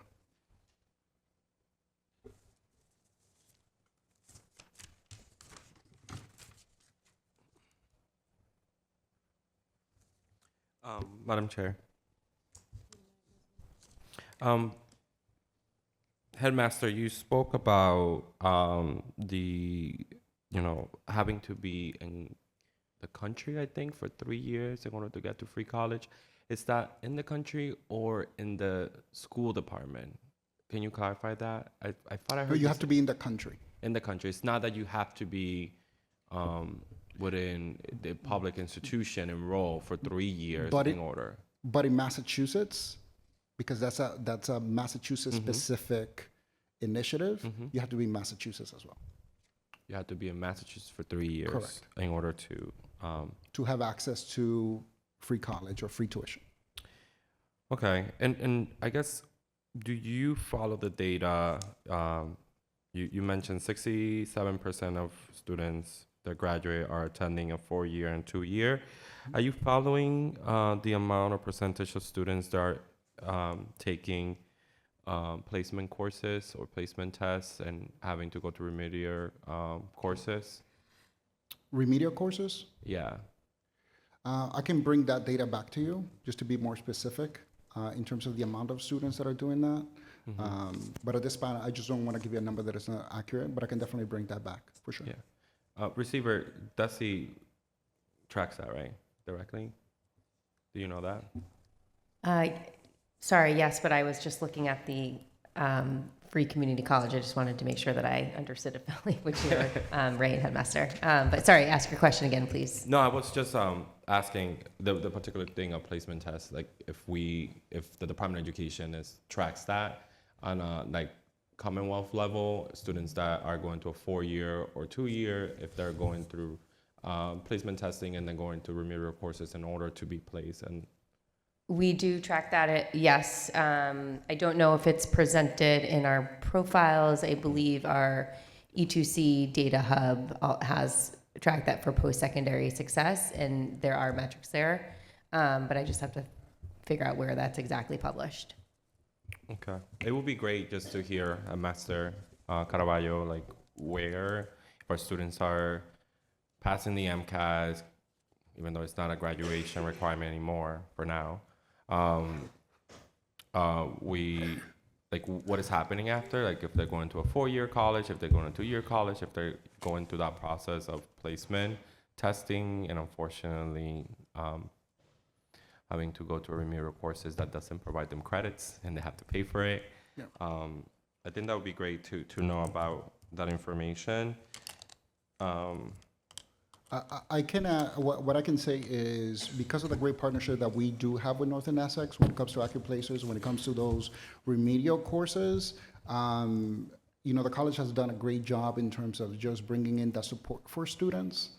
But I can't tell you at this point in time how many students go through that whole process in terms of the remedial piece.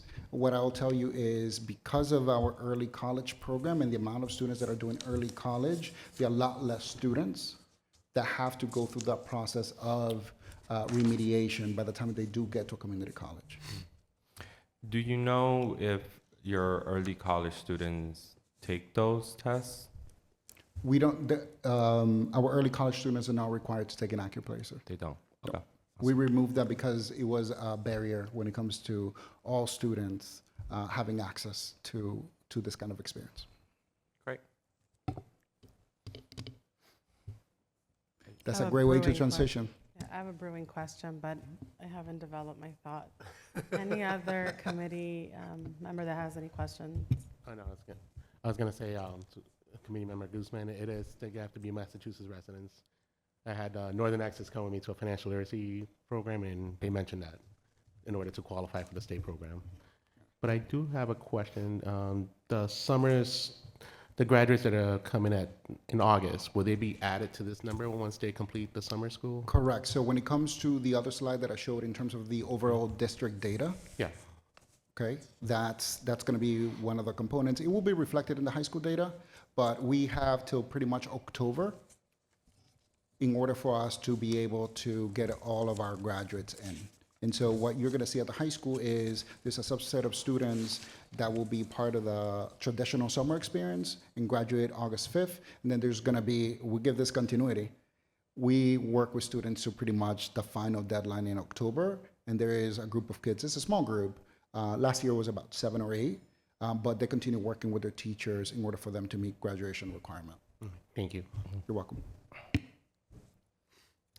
I guess it's not a question, it's probably, if you can provide us with the protocol, your SOP, or what's implemented at the school in terms of how soon you start having these conversations with students, what resources are available in terms of like being able to boost that 23% of 4-year versus the 2-year, the reasoning why we have more students going into 2-year versus 4-year, like see how my questions continue to just develop. So like I think overall, if you just can probably send us like a synopsis of what's done at the school in 11th grade, junior year, senior year, and what resources are available to ensure our students are getting the information they need and know what their options are for college.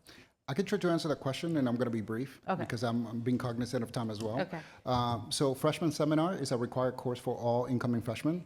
And so part of freshman seminar is to expose students to pathways or careers, but there is a financial component to it. So we do financial literacy for all of our kids. And that pretty much takes care of about 700 students. The other piece that we do is we also bring folks from Gear Up and other organizations that we partner with, and they do have specific sessions with the freshmen because we truly believe that from the start of the freshman experience, students should be aware of the possibilities that are out there, the costs associated with them, so they can make informed decisions. When they transition into sophomore year, that's where they go into the exploratory component.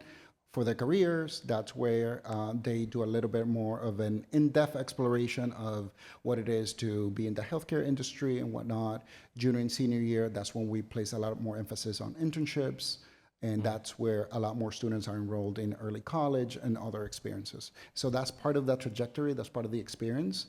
But throughout the year, we have, we brought last year about 109 colleges. So we have college fairs to provide students with those opportunities. We invite parents. We also have the trades. They also come in. So students are pretty aware of what these options are and what they entail. We have a career day. Yes, we do. Awesome. And then the last thing I'll ask, and again, you don't have to answer the question, is our newcomers. So I worry about the newcomers, seeing how they can get lost in the system from personal experience, not directly with me, but families that I've taken in, and how they can get lost in the system prior to this administration, I'll say. I worry about the newcomers that come into the high schools and how we capture them. If we're having some of these conversations freshman year, where if they come in sophomore year or junior year, what are we doing to ensure that they are brought up to speed and they have the resources that they need? Because just because they're a newcomer English learner, they may be coming in with residency, right? They qualify for other, even if they decide to pay for college, like what are we doing when they come in? No, I think that that's a great question, and let's just talk about students that are coming in. Usually from October to January, we receive 200 to 250 students on average, which is the size of some schools, being frank with you. So one of the things that we do in order to ensure that all students are supported, so you have, this is the line of support. You have guidance counselors for each of the grade levels. But the reality is that when you look into the ratio of students versus the amount of guidance counselors or career counselors, right, it's hard for every single guidance counselor to truly have an elaborate conversation with students to talk about career options, right? So the other layer that we added is we have a series of partners. So my job as the head of schools, I get together with all of these partners. And what we do is we create a master list of all of our students, and everyone is designated a specific group of students. And so every 2 weeks we meet, we talk about the work that is being done, the conversations that are being had with students, and the progress that is being made until students are able to graduate from our school. And so we have added a lot of capacity to the school. For example, Gear Up, we are talking about 6 individuals where they're on a full-time basis. YDO, for example, is another partner that comes in. And so UMass Trio, that's another program, and I can keep going on and on. But that's how we have created a structure not to miss kids, that in a sense, everyone now has a very specific role, a designated roster. We have a true check-in system, and now systems are speaking with each other when it comes to the public and the private sector of the school or the high school. Madam Chair, I have some clarifying questions.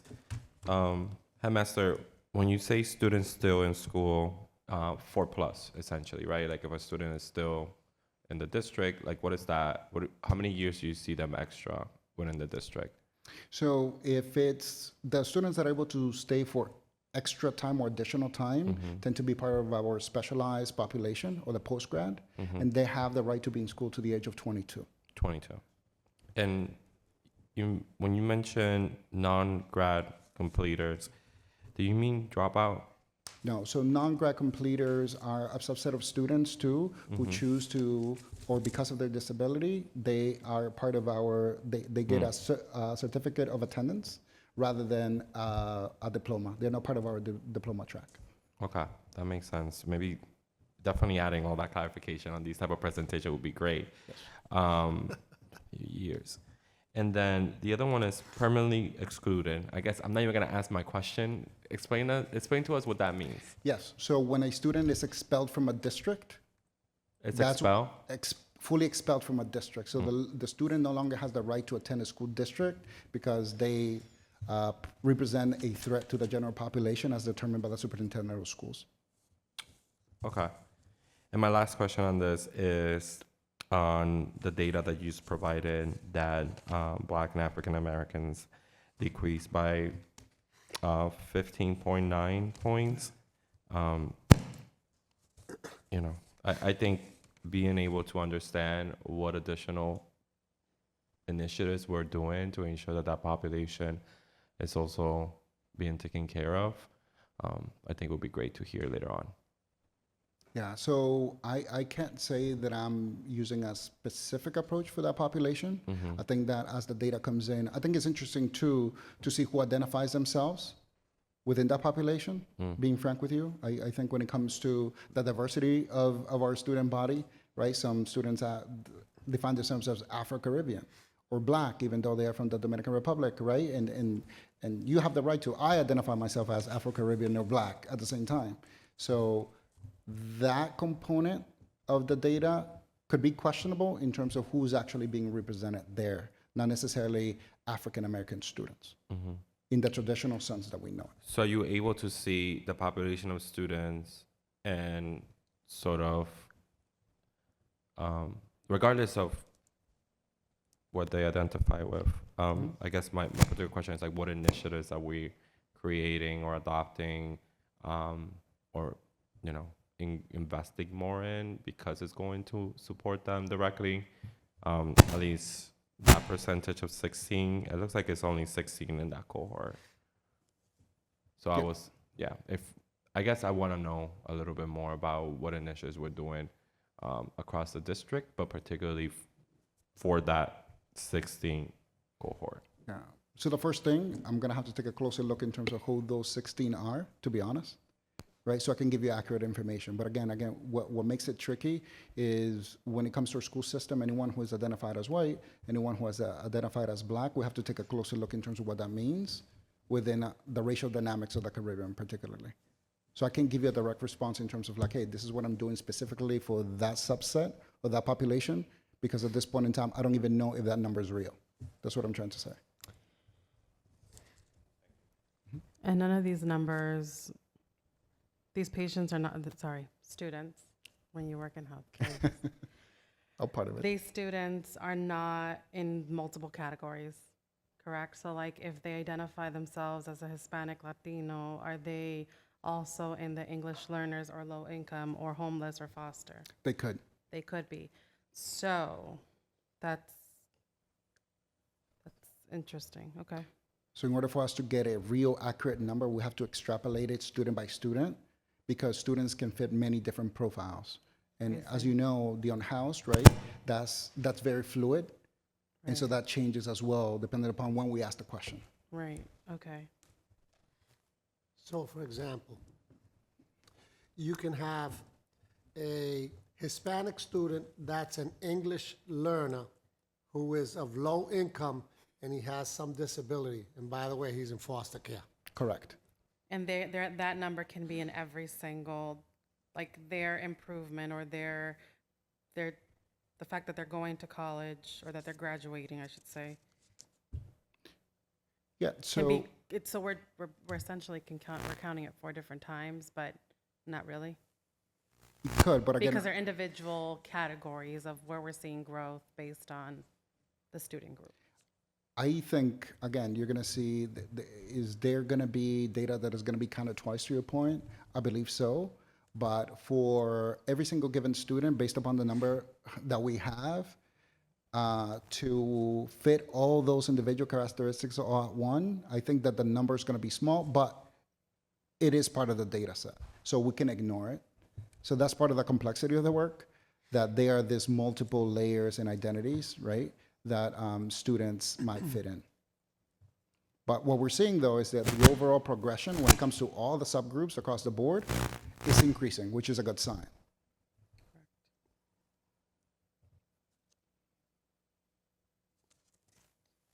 I think we can move on. You can tell I enjoy having this kind of conversations. Early college program. So if you look into our numbers, we're looking at 385 full-time early college scholars. Last year, we started a pilot program in which we introduced the idea of a dual degree, which means that an incoming 9th grader will have the opportunity to be able to graduate with an associate's as well as a high school diploma.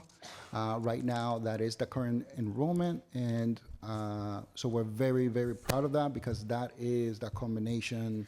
That's what we're trying to achieve when it comes to the early college program, going from a minimum of 12 credits, then on average, students can go from 12 to 30. Now we're looking at 64 to 66 credits when it comes to dual degree. So that's very promising data.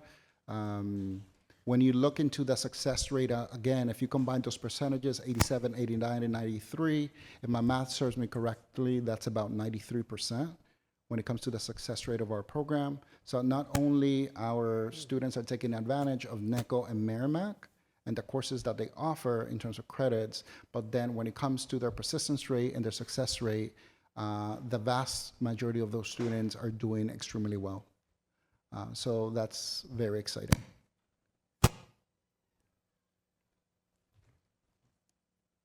Questions? Keep going. Okay. So just a few highlights when it comes to the high school. Rigor has always been a question. What are we doing to increase rigor across the board? What does that look like? Are kids truly prepared? And so when you look into the 2 and 4 year data, to me it's no accident. There's a correlation between the curriculum that is in front of students and the type of work that they're doing in order for them then to be eligible and really be prepared for this 2 and 4 year experiences. It's very hard for you to get into Harvard, Princeton, Yale, unless you have the kind of transcript that reflects that you're truly ready for that experience. And so if you look into our advanced course completion, by the way, that includes AP coursework, early college, and also our innovation pathways, we have gone from 68% to about 82% within the last 5 to 6 years.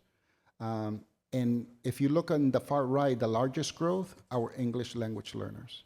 And so what we have done with the AP work across the campus, right now we're offering, well, next year we're going to offer about 19 individual AP courses across the board. And we're bringing it down to the lower grades. And so AP courses tended to live in 11th and 12th grades. Now we're bringing a lot more of that to 10th grade, right? And eventually get to 9th grade. Because in a sense, it elevates rigor across the board, right? And it supports our students when it comes to their ability to perform well post-graduation. We just don't want to graduate students, we want them to be ready. And if you have the questions in terms of what does passing rate look like, within the last 3 years, we have gone from about 26%, then to 42%, and right now we're about 52% based on College Board.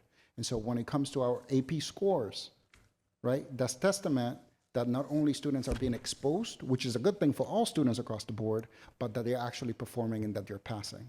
And so that's a very good sign in terms of elevating rigor and supporting students when it comes to their post-secondary dreams and goals and careers. So that's promising data there at the high school in terms of the changes and how, again, this all aligns with students' post-secondary options. Any questions about advanced coursework or trends? Okay. I can get to the next slide.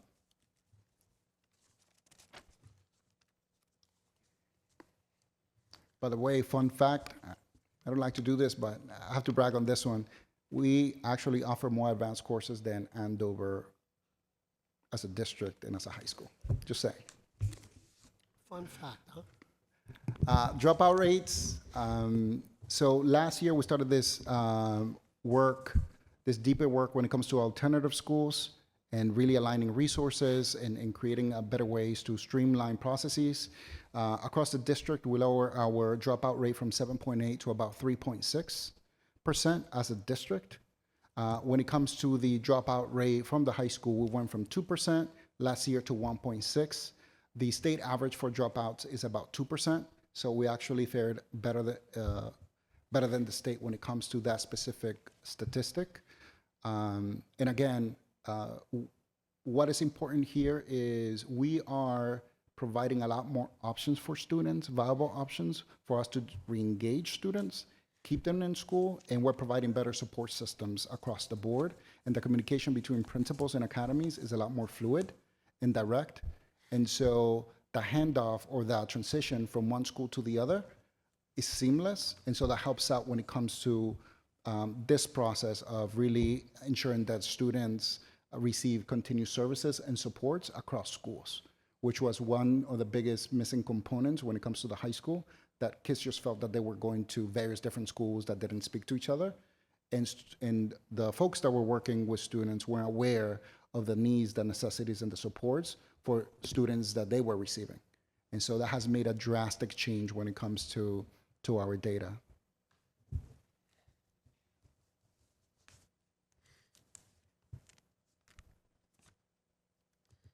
The last piece, before dinner time, career technical education and pathways. I do want to highlight that if you build this, the concept of if you build it, they will come. And so for our students, one of the things that we have invested a lot of time and effort and money in is really amplifying our menu.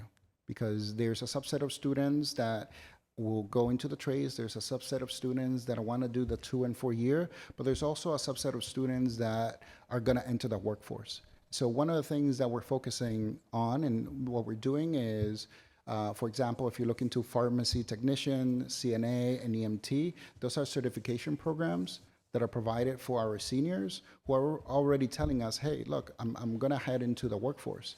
And what we truly believe is by students taking advantage of these opportunities, they're going to have high-paying jobs, and they're also going to be exposed to a field in which later on, as life changes and progresses, right, that will motivate them to pursue a college education. And so this is critical to the high school because now we're thinking about all of our customers, which are our students, right? Really thinking about ways that we can best support them so they can, again, have a better chance after they graduate. Things that I wanted to highlight as well, aviation. We do flight training at the high school. So if you look up in the flight training, yes, watch it. So we have partnered up with our local airport. Students study for flight school, and then during the summers, that's when they take advantage of actually being on the plane and really learning what it means to be in the aviation world, which is great for our students and a unique opportunity for Lawrence students. Arts Academy, if you have seen our plays and you have seen the artwork, we have an immense amount of talent. And so one of the biggest initiatives that we have engaged in when it comes to the arts is to open up an arts academy where students can double up in terms of the amount of art courses that they can take. And so it's a great way for them to really get the hands-on experience. But most importantly, too, for art schools, post-graduation, they require a portfolio. And so it gives them enough time for them to build portfolios in order for them to apply to these very competitive schools, particularly within the arts world. So we're very excited about that initiative that does live on campus. For the students that are off campus, they're bused to the campus in order for them to take advantage of this opportunity. So it's not exclusive to a subset of students, but everyone can take advantage of it. And then health assistance, that's through TPZ, the Possible Zone. And again, our students in partnership with Harvard Med are able to attend Harvard in order for them to run different simulations with patients. They're very proud with the scrubs. They love the work, and we're working now on campus to build a special space, and I'm going to leave it as that, for students to really get that hands-on experience that we know could be transformational for students, in addition to placing them in internships at the local hospital and more. So I just wanted to end with this slide just to showcase we're not only focusing on the 2 and the 4 years in the trade, but these other experiences that motivate students to make it to school and stay in school and see themselves within the framework of the high school. And so I don't think that there's a kid that can come in and say, there's not something for me. And so we're really working to expand this kind of programming across the high school. Questions about programming, advanced coursework, early college? Through you, Madam Chair.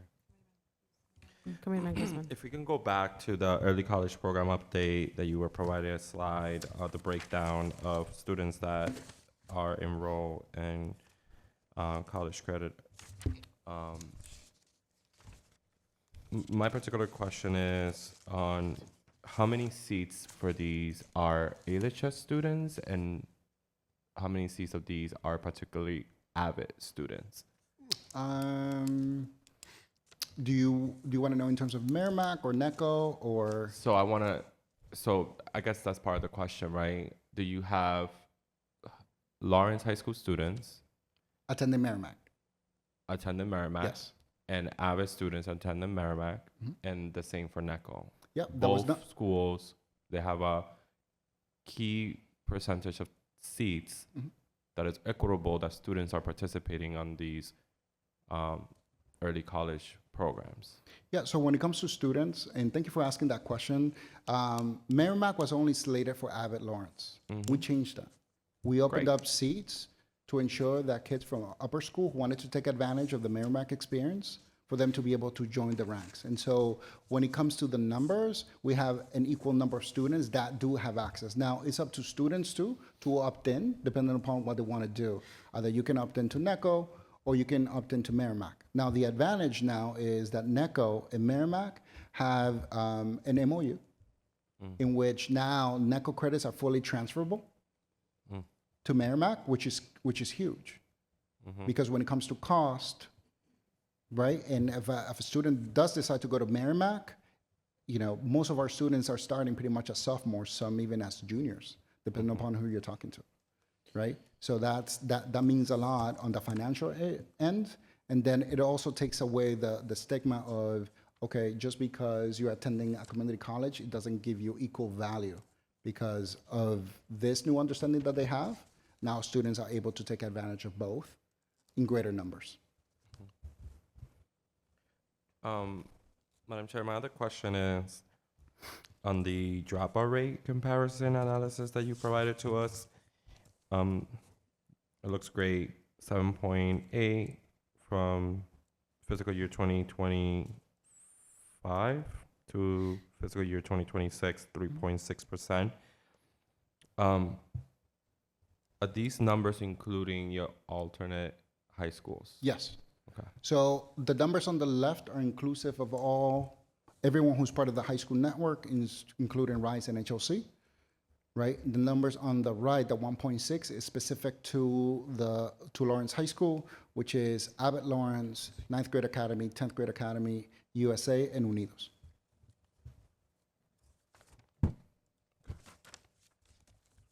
And Madam Chair, my last question on this slide is for the technical education pathways, and maybe the receiver has some answers here as well, is understanding how, and I think we had this conversation last meeting of the opportunities that if Lawrence High School would like to do vocational tech, programs, that they have the opportunity to do it through Chapter 74. But I was under the assumption that if a vocational school is providing sort of a pathway already, that we are not allowed to sort of recreate it.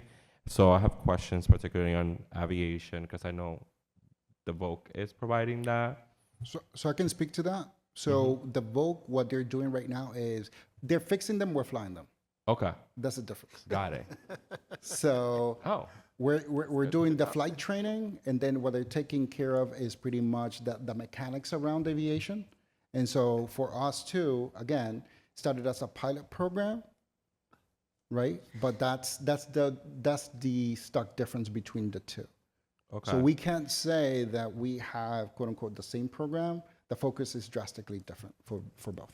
And it's not the same for each of them. Like, I actually am not familiar, so I might have to call a school committee member over there and ask them what type of pathways they have. But I was under the assumption that they would probably have like health assistance, but it perhaps is different from what we offer.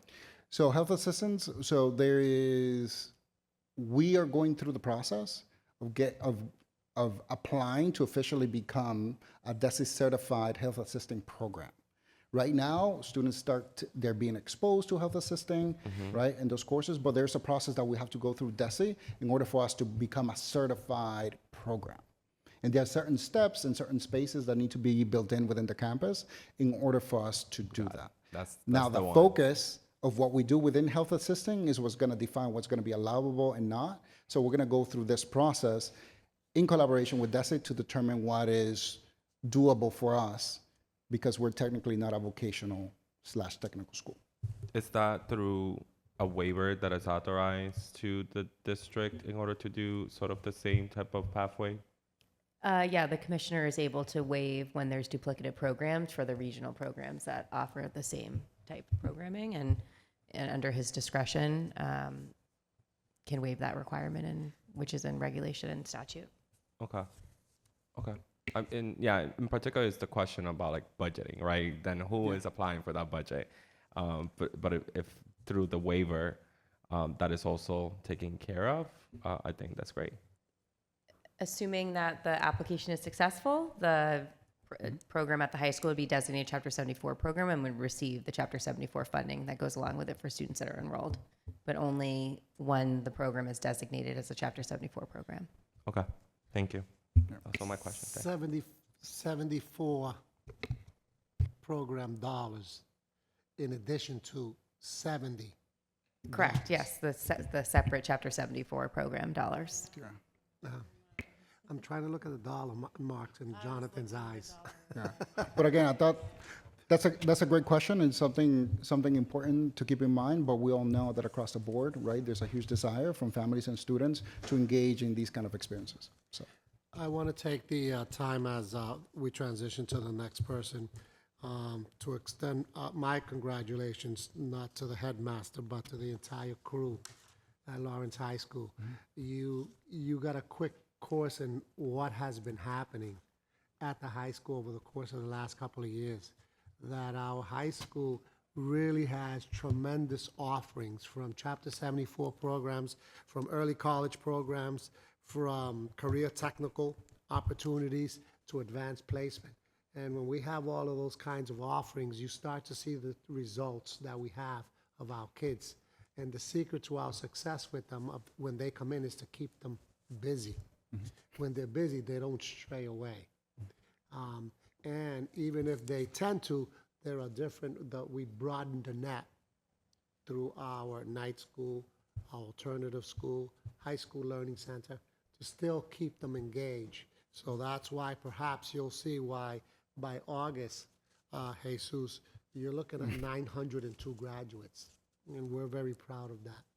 Gone are the days where Lawrence was back and it was a black mark. Lawrence is where it's at, and many school districts are starting to ask, how did we do it? Okay, and I think that that's what's important. The fact that we have the largest early college program participation, the fact that we have the most kids participating in advanced placement courses. Our data points, when you look at them in the Department of Education, are very representative of one pretty good, successful high school. So I just want to congratulate you on behalf of the board and all the team that we have over there for the work that they do for our kids. no, thank you, Superintendent. I do want to double down on the comment. It takes a village, and I have a great team who work very hard and love our kids. So I want to also publicly acknowledge them, because these high school principals and staff members and teachers, they're working very hard to ensure that our kids get a great education. So thank you again for the time just to be able to share some of this information. Well, in order for us to be able to keep doing that, we got to keep hiring them and staffing them. Speaking of, coming up, recruitment, retention, leadership updates by Lisbeth Gonzalez, our Executive Director of HR. Didn't you have a colleague around here somewhere? Elizabeth? No? Gone. Okay. Welcome. Thank you. Good evening to all. In terms of hiring and staffing did I did the wrong one? Okay. In terms of hiring and staffing updates, the district has been able to hire since January 84. So we have 84 hires / rehires. For the entire year so far, we had 882, either hires in a combination of hires and new hires. And we have, between the open and anticipated position for next school year, 26-27, we have 243. I also wanted to highlight some key leadership positions that were hired since January. The district hired Brittany Lynch as the Senior Director for Special Education for the Office of Student Support Services, and Catherine Markwich as an Assistant Principal for the Gilmet Elementary Schools. Other hiring updates or staffing updates that I wanted to provide and focus for this presentation, it's on the pathways that we have. We heard how helpful it is for what the high schools is doing now with students and the programs and the pathways. So this is the opposite. This is what the district is doing in terms of supporting the staff that we have. So we have a number of pathways, and I specifically wanted to highlight these four. We have the Lawrence Working Family Initiative PARA program. So those are parents taking the program to become PARA Pro certified. So that is, we had this year, we had out of the 13, a cohort of 13, and out of those 13, 10 parents completed the PARA Pro certification. We also have a Para to Teacher pathway. with UMass Lowell. In that cohort, we have 50 paraprofessionals. And out of those 50, 13 will be starting their student teaching practicum hours in this fall and are scheduled to graduate in December. We also have 2 master programs with UMass Lowell, the Masters of Education and the Masters of Public Administration, a total of 19 between those 2 cohorts. And they're expected to graduate this summer. As a matter of fact, some of them already graduated in May. The rest of them will graduate in August. And last but not least, we also have a couple of cohorts with Merrimack College, the Masters of Education in ESL and the TESOL, with a total of 44 teachers expected to graduate between this May and December.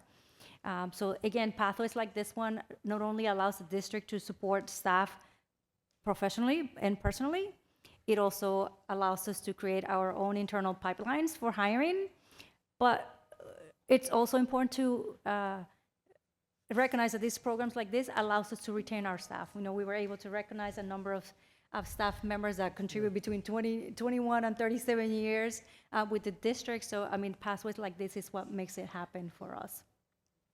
In light of that, I also wanted to sort of recognize an internal promotion as a staff spotlight. Angeli Alba Burgos has been done great work for the past 2 years as a principal of the Oliver Elementary School, and she will be transitioning as of July 1st. So as of July 1st, Angeli Alba Burgos will be the new executive director for the Office of Student, Family, and Community Engagement. And that position, it's part of the superintendent's leadership team. Angeli Alba Burgos, the reason I thought about her is because she was a student in Lawrence. She graduated from the high school. She started as a paraprofessional. She became a teacher. She became an assistant principal. She became a principal, and now this new opportunity for Angeli. So Angeli will be bringing her experience both as a student and also as a staff member and an administrator into this new role that will now overlap her experience with the goals of engaging, the community and making sure that the department is continuing to increase the work that's currently being done in regards to attendance that we talked a little bit earlier, and those family engagement events that are happening. So again, just wanted to highlight at least one staff that shows that has been here.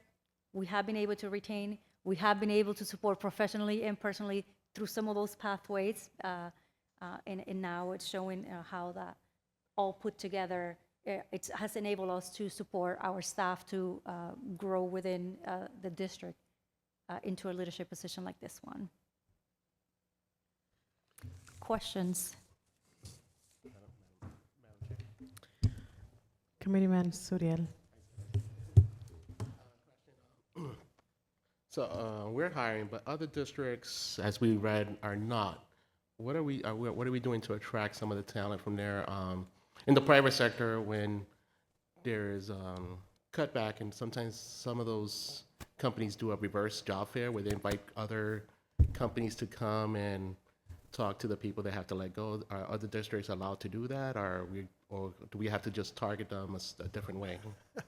So we have a combination, right? We did our own hiring fair. Unfortunately, when we did it, it was early on, but it was still the other districts. Unfortunately, had to let go some of their staff. So we were able to capture some of that information and have that through this recruiting season. But we also go to fairs, the MERC fairs. We also partner with the schools, the actual departments when students are graduating. So we have a number of recruiting initiatives going on to try to attract more staff to Lawrence Public Schools. And then follow up, is our compensation package attractive enough that it's bringing that talent? So we have, out of the 7 CBA's collective bargaining agreement, we have reached agreement with 7 of them already, including the teachers, which is mainly the big one. And we were able to, part of that process is just to look at what other districts, are paying in comparison to Lawrence Public Schools. And our package and the agreement that was reached, it's competitive in comparison to the district, but One of the things that you may be able to notice is our novice increase from the last collective bargaining agreement to this one. We were able to increase compensation substantially so that we can attract more people coming in as a brand-new teacher. Thank you. So I see that we've hired 84 staff members between January and May. I see the number here for school year 2025 to 2026, and then the number of anticipated positions. What I don't see here is our retention rate, year over year over year. Is that data that's available? Not obviously today, but if that's something that you can provide us with. Yes. Okay. Madam Chair. Committeeman Guzman. Yeah, good question, because these are things that I was looking for, particularly because when you look at the receivership and the indicators, those are things that we're getting scored on, but I'm not seeing them on this presentation, and particularly MCAS, because I'm looking at the end of this presentation and don't see MCAS here. I guess. You'll get that in the fall when MCAS data comes out. Okay. So the particular piece that I'm hoping to understand is who are these positions, the 280, the 243? Because by open anticipated position, that can mean they have become vacant, we are not rehiring, or we have created new roles. And I asked this particular question because I've received word that we have tons of non-renewals out there already, and that we will be notifying over 100 staff members on Friday that will not be returning to our district. Okay. So I'm trying to figure out who are these individuals, because when the CFO was in front of us, one of the pieces that he mentioned to us was the piece of waivers or not having the credentials. What I found out is that some of these staff are on the programs you just mentioned, and they could be on the chopping block. So how are we investing in some of these staff, but then they're on the chopping block when they've been in the program? And I guess this is a dual question for the receiver. Are we, as the receiver, as DESE, is DESE looking at this to provide waivers for those teachers or paras to finalize their courses? We are, but the state process and requirement by legislation is that all educators have to be licensed for the positions that they teach, and the waivers that are granted by the department are for 1 year and expire at the end of June of each calendar year, of each academic year. And so in order for the district to continue to obtain waivers, regardless if employees are in part of a pipeline program or part of these other programs, they must reapply for their position, and they must seek a waiver if they've not already become licensed. We know that these programs can take a long time, but it's sort of a risk analysis that the district will take to enroll applicants or employees into this program, and then hope that they can receive their license within a year. But if not, they have to be licensed for their position, and by statute, the district must identify other highly qualified licensed staff for the position before they can seek an unlicensed individual, regardless if they have a history in the district or not. Okay. So it's the piece that there's no exception under the law. No, there's not. But they are able, and I know that the CFO mentioned that the last meeting during the budget hearing, the opportunity to reapply and go through this process. I guess now there's a particular question there that I ask you, but to add another question is like, what is you superintendent doing in sort of identifying an opportunity for those individuals to return back to our district, because they're already trained, they've been through the process, they know our families, and they just don't have that way, they don't have that certification, but they're almost there. Mm-hmm. So let me give you the probability. As the receiver mentioned, the legislation regulations call that waivers are only good for 1 year. Mm-hmm. They have to each year go through that process. The mere fact that we have all of these individuals in these pipelines is a qualification for making progress. Right. which gives them automatic opportunity Mm-hmm. to come back to the district. Knowing that, obviously, that we've made this type of investment in these individuals, 100% of them would be coming back. But they still got to go through a process, if you follow. Okay. Who's responsible for helping these folks go through the process or reapplying for the waiver? One Which of our department? retirees. At the- I mean, ultimately, it's the employee's responsibility to become licensed for the position that they have. No, so to But- apply for the, to apply for the waiver. But support, are you referring, Madam Vice Chair, support for them while they're in the programs and what have you? No, so reapplying for the waiver. Oh, The employee has to apply because every employee has a unique circumstance for why they may or may not be licensed. And as the superintendent said, many of these, all of these programs that these employees are a part of would count toward as continuous progress toward making strides towards their license.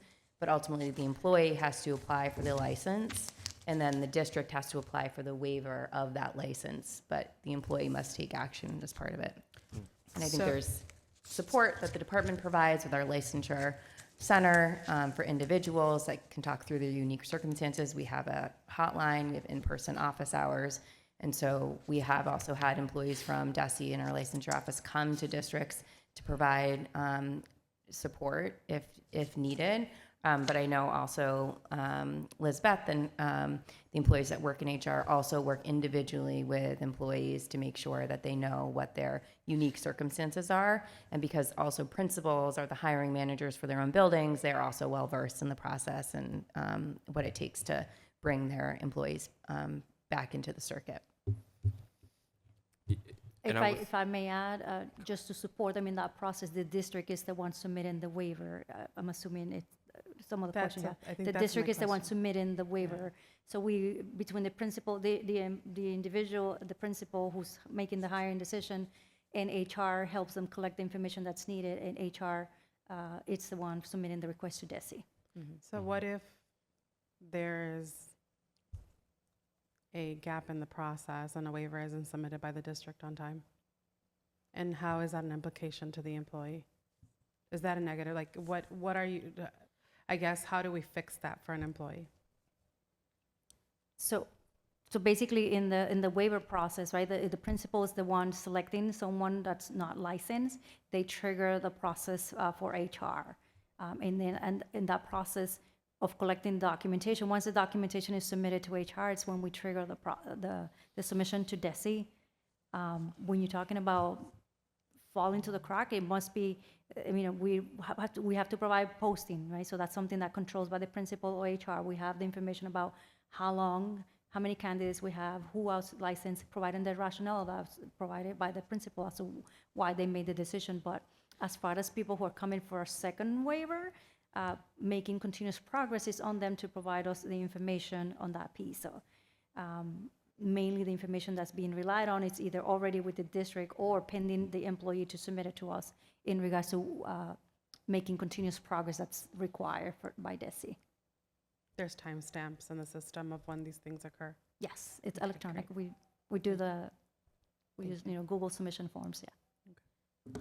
Madam Chair, I guess to extend on your particular question is, like, what is the process? When do you start sort of notifying it? Like, if I'm an employee, I get today a non-renewal. Am I able to, you post a position, because I think there's already dozens of positions already open under the system, which that's why it triggered me, and I'm happy that it's here now, because now it's notifying me that it's true, that we're hiring on a mass amount. I'm an employee, I get a non-renewal, I go ahead and apply again. I go through the interview process in hopes that I get hired. During that interview process, do I have to have the waiver from DESE in order to get hired? And if I don't, because I see the receiver shaking her head, if I don't, I get hired, I don't receive the waiver from DESE, I am suspended. So in those scenarios, no, they do not have to have the waiver. The waiver happens after the fact, after they're selected. as a candidate, that's when the waiver is requested through DESI. And the offers of employment are contingent upon either being licensed or DESI approving a waiver. Okay, I think we can just see the craziness that can just create, and particularly if this is a teacher and where they have in place to take care of a classroom, and then down the road, their waiver is not approved. Now that whole classroom, that whole school does not have a teacher. Yeah, now, I right? understand the concerns. I also want to share that when we hire someone on a waiver, right from the beginning, we're telling them you're being hired under a hardship waiver, which is an exception for 1 year, basically, of the licensure. So they know right from the beginning that the job is for a year, that the waiver that they're being granted, it's for 1 year. Throughout the year, HR also sends official notification letting them know that, you know, you are on a waiver, and in order to be considered for a position for next year, you need to be fully licensed. And by the way, here are the requirements for the district. We need to post a position. So we put this all in writing, and we communicate multiple times with the individual throughout the year. So this doesn't come as a surprise at the end of the year.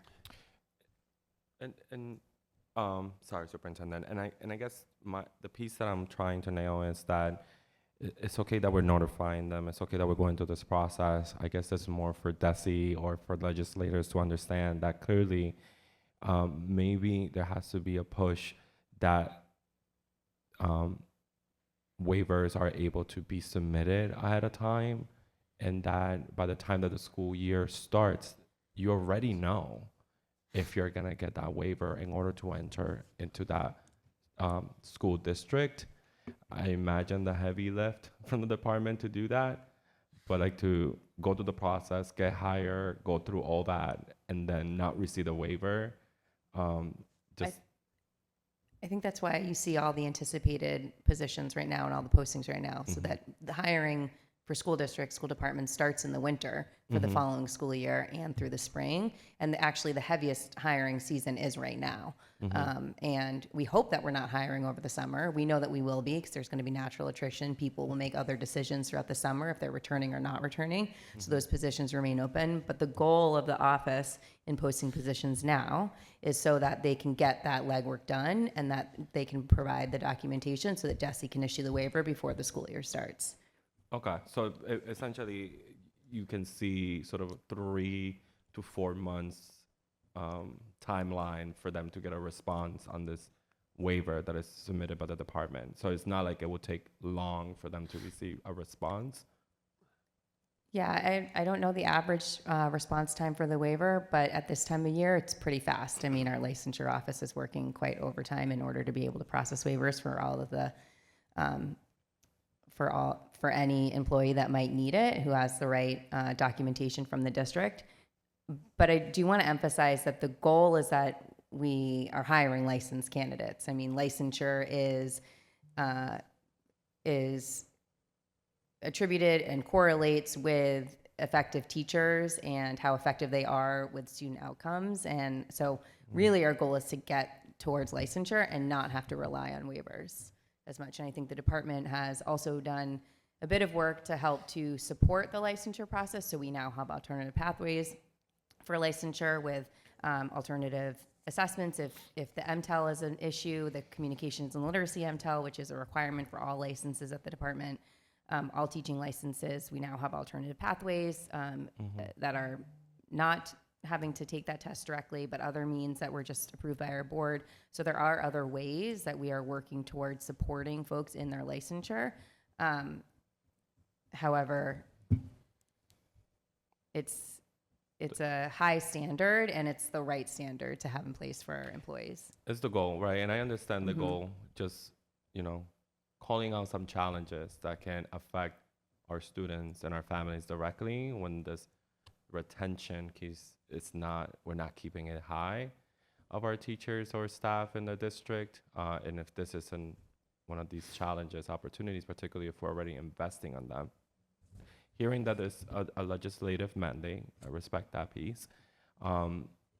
Also trying to figure out the harsh piece of we have invested, and I think I asked this particular question, I don't know if somebody has this answer, on the commitment that that person has to have to the district when we're investing on their education, and if they don't complete it, are they subject to returning that funding back to the district? This is something that I asked in the last meeting, and where I thought it was 5 years for the master's degree.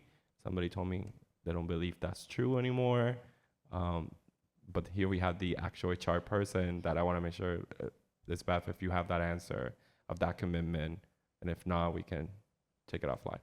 So currently, there is not something that they sign for the commitment in terms of years or returning funding. And I believe when I did the research, when I first started, had to do with where the funding is coming from. So if the funding is coming from, local funds versus a grant, most of our pathways, for example, are coming from grants, so we cannot make someone responsible for paying a grant. It's my understanding. Okay. And my last question, Madam Chair, is congratulations to the hire, the new hire that it looks like a principal that is moving from the Oliver Elementary, I believe, into the, what is called, I believe is the FRC building. I just want to point out, it looks like we're removing a great principal from a school that she just started managing, when I feel like you have exceptional individuals within that department of FRC. And I wanted just to see if consideration for people that are already in those offices were given in order to go into this executive director role. Yeah, absolutely. I don't normally implement the practice of just grabbing someone and appointing them. Anyone that works in the school district knows that whether we promote from within, all of those opportunities are always offered to everyone within our districts, within the district. And you raise a pretty interesting question, Mr. Gosman. That role of the executive director of the FRC requires multiple talents. And through the process of looking to fill that role, it dawned on us, those of us that were working at processing it, is that the ideal candidate would be someone who had principal experience, because a principal has all of the experiences that are necessary of dealing with the Family Resource Center, which are students' registration, special ed referrals, needs that families might have, truancy, absenteeism, and the experience that that person has as a principal would allow them through the FRC to even be more effective at partnering and providing the support and oversight for the needs that the principal is asking for from the FRC.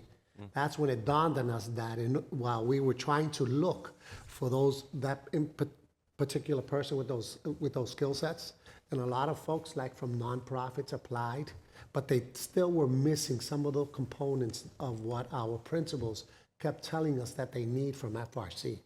And it dawned on us that the ideal person would be that is someone that has the experience of a principal, whether in our district or out of our district.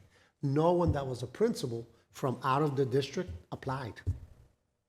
So the person that ended up coming and picking up that position is that particular person with those skills because they were effective as a principal.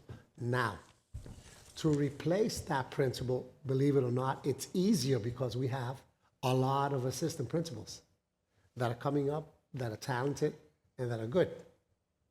So trying to find the needle in the haystack, we found the needle, but it was at the sacrifice of one of our principals, but we knew that we had a good pool of other individuals.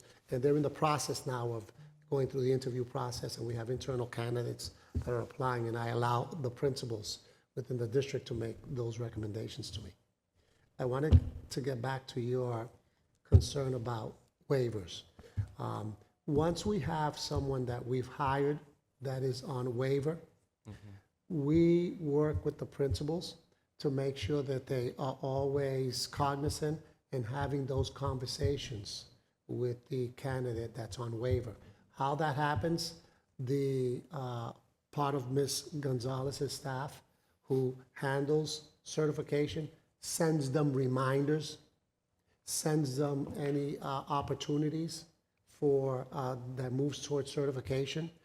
The principal, when the principal meets with the candidate on their first 3 months, their preliminary evaluation, which is part of the process of meeting with them 3 times, that's part of the evaluation of going over where are we, what have we done in terms of making progress toward the certification, whether it's taking a course or whether it's taking the exam.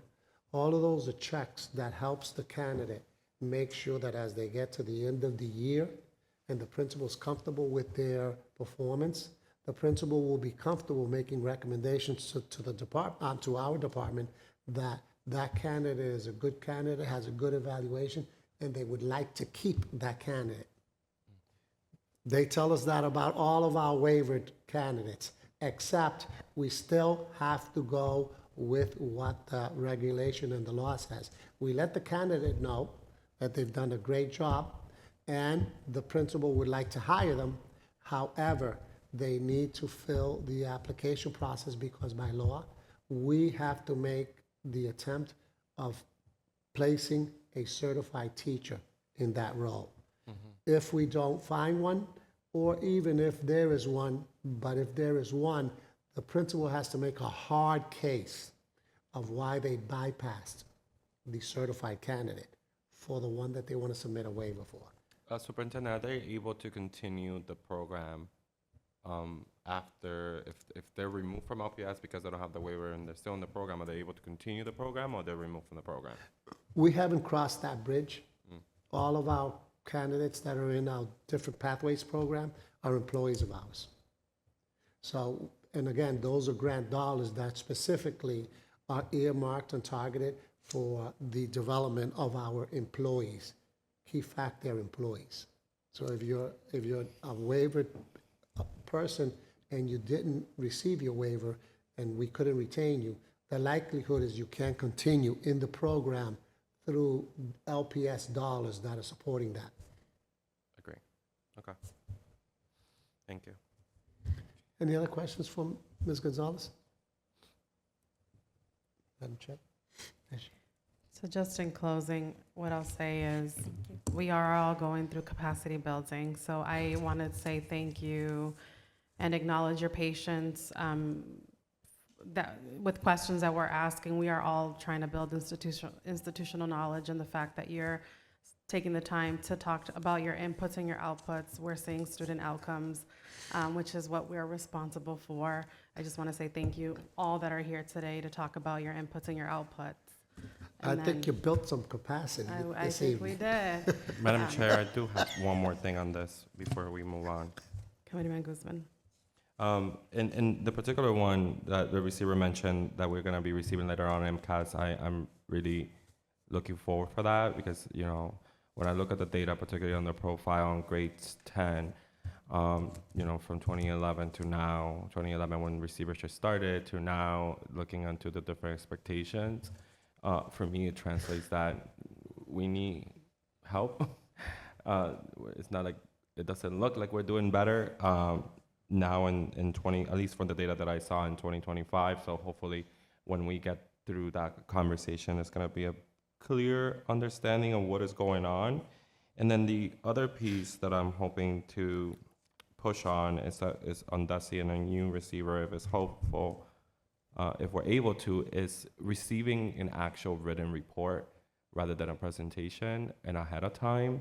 You know, I feel like a presentation leaves a lot out that we depend on the speaker to receive that data, that information.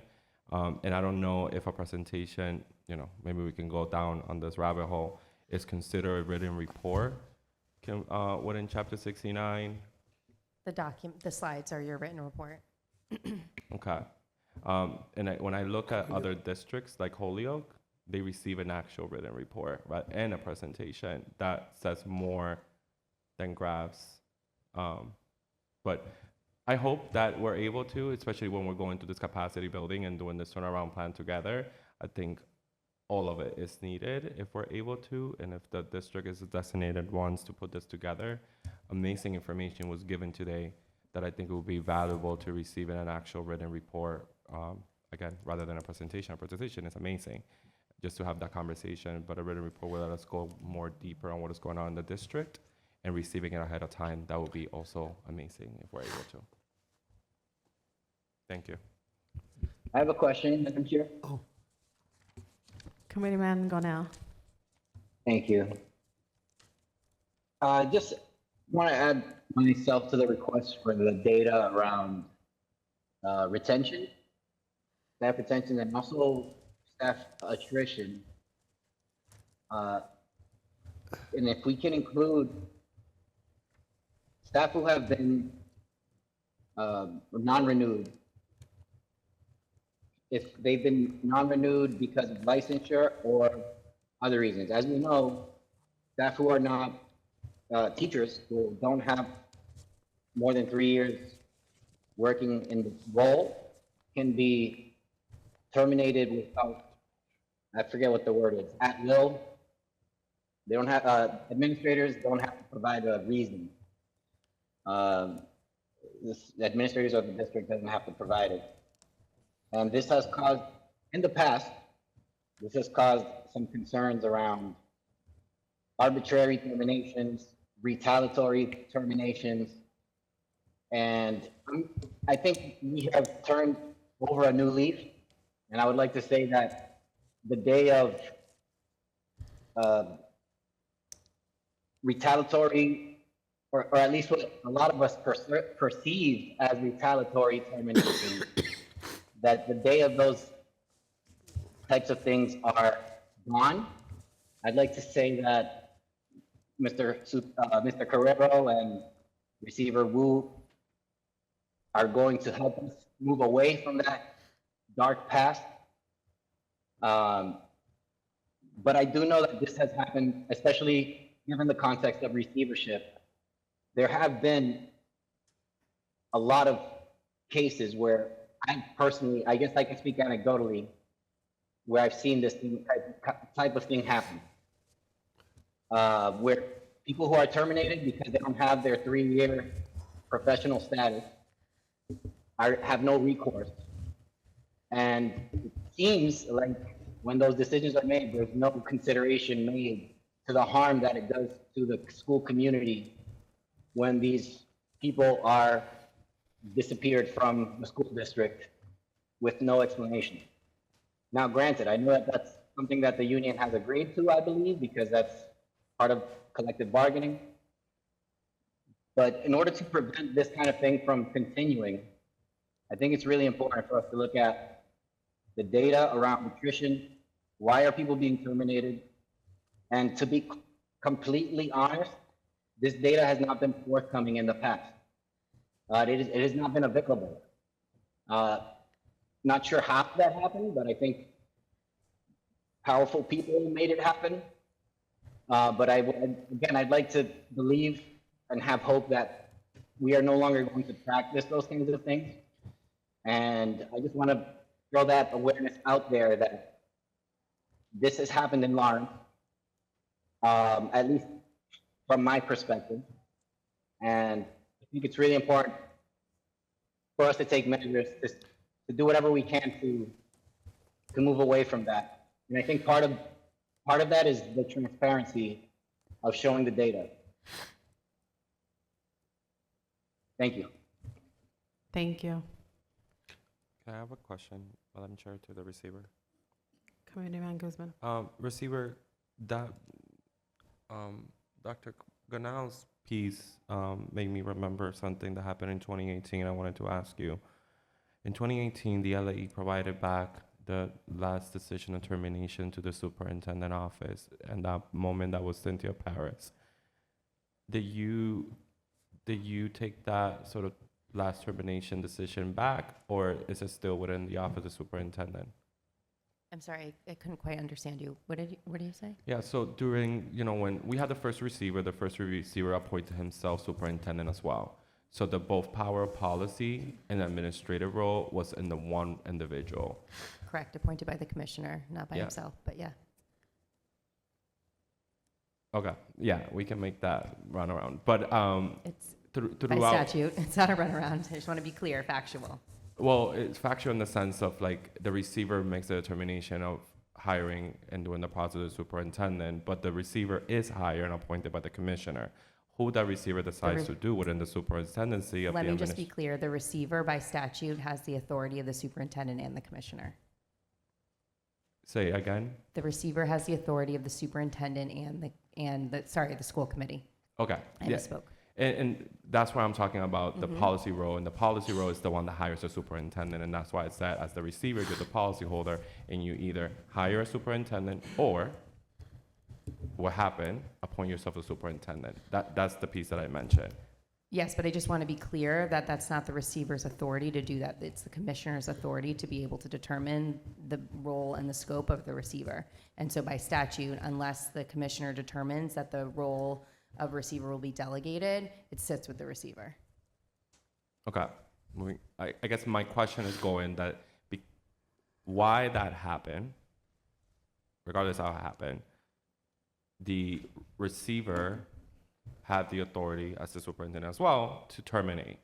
When the LAE came into the picture, the board took a vote to provide those powers of last termination back to the superintendent office. Is that final say still today with the superintendent office, or is it to your determination? And maybe this is research that needs to be done, but. The authorities of the superintendent were delegated to the superintendent because we had a board as the receiver for the first time. And so it would not make sense for a board as a public entity. The LAE was an established nonprofit and has to abide by open meeting law. And so as a functioning board, they could not operate the day-to-day functions of the district and the operation of the district. And so therefore, the superintendent duties need to be delegated to a superintendent so that they could do the day-to-day function. And at the time, we were establishing what effective governance could look like through the board and the effective management of a superintendent. And so we delegated the authorities there. As part of that, we also then delegated and we used guidance from MASC and other school committee policies and in the standards and indicators that are part of your capacity building plan about what the role of a school committee is. And we were very clear on here's what the role of a school committee is and here's what the role of the superintendent is. And so yes, the operation of a district, including the functions of hiring and firing, if that's what you're talking about when you're referring to terminations, is part of the operation of the district and part of the superintendent's authorities. There are certain positions that come to the school committee for approval, and those are the business manager, the deputy, the assistant superintendent of special education. Those are outlined by statute that get school committee approval. But all other positions and the day-to-day operation of the district is done through the superintendent and the superintendent's team.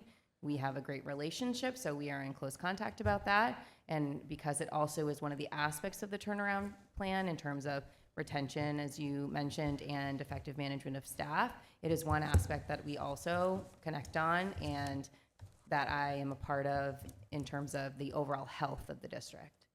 Okay, so answer is yes, it's with the superintendent at the moment. And yes, but it's nuanced, so. In the sense, why I'm indicating, because you pointed a clear thing, right, that a body had to move it back. We no longer have a body, we have one person, right, that is not subject to any open meeting, pieces. So that's why I asked the question, if it went back to you, or is it with the superintendent, what it looks, yes. The authorities of superintendent are still delegated to the superintendent. Great, thank you. Madam Chair, I need to make a clarification. Come in, good now. Yes, just a quick clarification around a statement I just made around the non-renew language. It's important for the record to correct that the union does not agree to the non-renew language around the 3 years, and that is a state policy. And then I also just want to ask Lizbeth if I can receive an affirmation to receiving the data around attrition, staff attrition.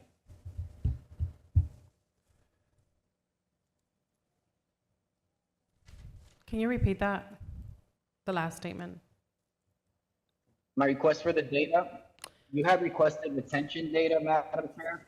Yes. I wanted to include myself to that request if possible, and then also add or request that attrition data be added. And when a staff person is non-renewed, whether it's because of licensure issues or if it's just because they were non-renewed because it was determined that they should be non-renewed. Ms. Gonzalez, do you guys have that level of detail? You do. Awesome. Great. Thank you. Thank you. I'll ask my question offline about superintendent. Okay. And not to belabor the point, but I do think that this is a really good part of the capacity building as well, like it's establishing the role of the school committee and establishing the role of the superintendent. And one of the ways to demonstrate effective governance is not crossing into those lanes.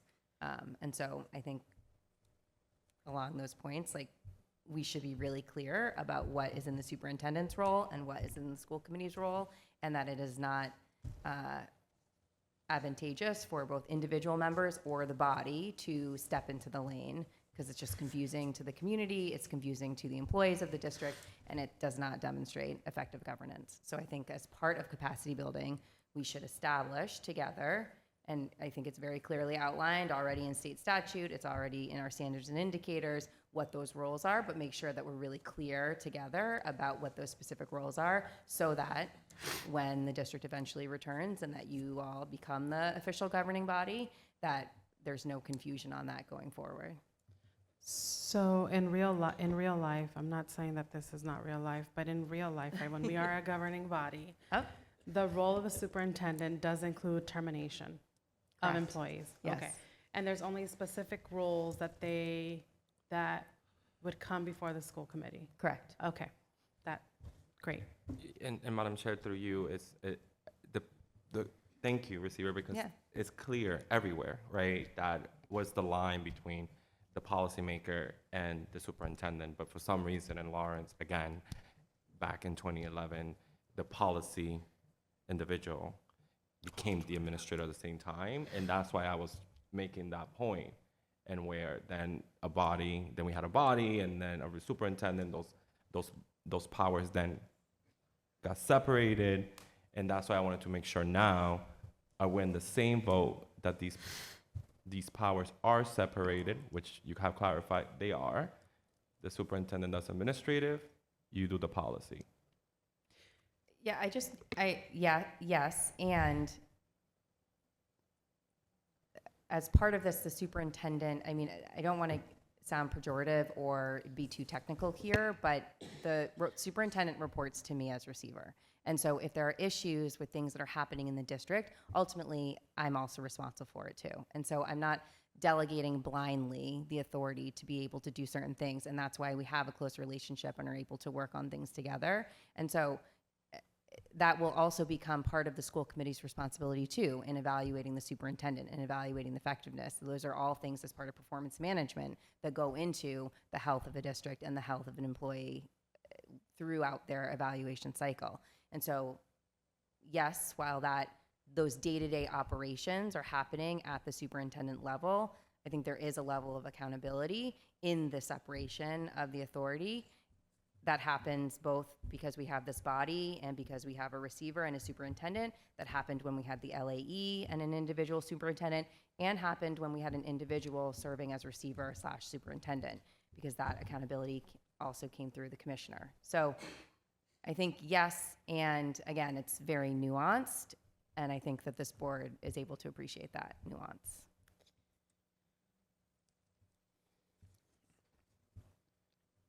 I'm looking forward to moving forward with, not just with the agenda, but also with what used to happen or what we had in the past compared to what we're going through now in the capacity building, but for sure with the agenda. So we do have, under receiver report, we have the Lawrence turnaround plan. Yep. So great. And I also do, just to close out that last session, I also want to piggyback on what you said, Vice Chair, to really thank everybody who was here, who presented for the quarterly update. Really appreciate it. I know that this time of year is incredibly busy for you all with hiring season and MCAS testing and graduation and closing out the school year. And so to come here and to put that work into the presentation and then and all of the data to get to that point, we really, really appreciate that. So for this next topic, we came to you in April, and I talked to you about how the district is in the process of renewing its turnaround plan. The commissioner authorized the renewal of the turnaround plan for the district, continuing its status in receivership. And so in that very brief presentation, we discussed that the district would be creating a community engagement plan to seek feedback before that official renewal of the plan goes forward. And so we have Jessica Callan here, Dr. Jessica Callan, who's going to walk through what that community engagement plan is and be able to seek your feedback. Welcome. Thank you for being patient. Thank you for having me. Members of the board, you'll get to know her name very well. She will keep us focused throughout the next at least 10 months on getting us solid in our way and clear and strategies and all of the other pieces that we believe that you guys are going to be effective at working in conjunction with us to make sure that we move that process forward and we stay on solid ground so that we can then move on to a strategic plan. Great. Thank you for that introduction. Thank you for having me, and good evening, everyone. I'm Jessica Callan. I'm the Senior Director of Strategy and Innovation for Lawrence Public Schools. And I know that you had previously received an update about the turnaround plan being renewed and being updated. I'm just going back and talking about that being phase 1, which is complete, our first draft. That was working with all of the departments, with different stakeholders within the district to update the turnaround plan based on previous revisions as well, looking at what has been done in the last few years and what our goals are moving forward. The second phase was also aligning that with our strategic plan, so ensuring that the priorities within the turnaround plan really do have a matrix of how they fit into our strategic plan, with the overall goal of once the turnaround plan is no longer guiding the improvement and outcomes of the district, that strategic plan would be revised to be that standalone vision setting and mission setting document. We are currently in phase 3, which is seeking community and stakeholder feedback to ensure that the priorities that we have, the strategies that we're focusing on, and everything else in between is really aligned with the community needs and areas of growth and opportunity.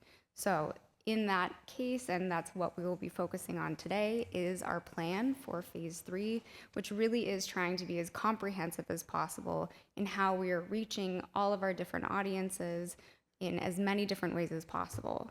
So moving forward, all of the stakeholder engagement and community engagement approaches are focused in research best practices for community engagement. We are looking at multi-channel outreach, so that means we are having a Google form, we have physical form, we have virtual meetings, in-person meetings, outreach through our Family Resource Center, through our schools to students, and direct contact via email and phone calls and conversations with community partners and stakeholders. We also are ensuring that all materials are in English and Spanish. That also includes our meetings that we're hosting with our communities. We will have translation services. We have the QR codes, the links, and their printed materials. We're looking at families, staff, guardian, students, principals, and community partners in all of those different networks. And then also having structured questions that are consistent across our channels, that are bilingual, accessible, and tied directly to our turnaround strategies.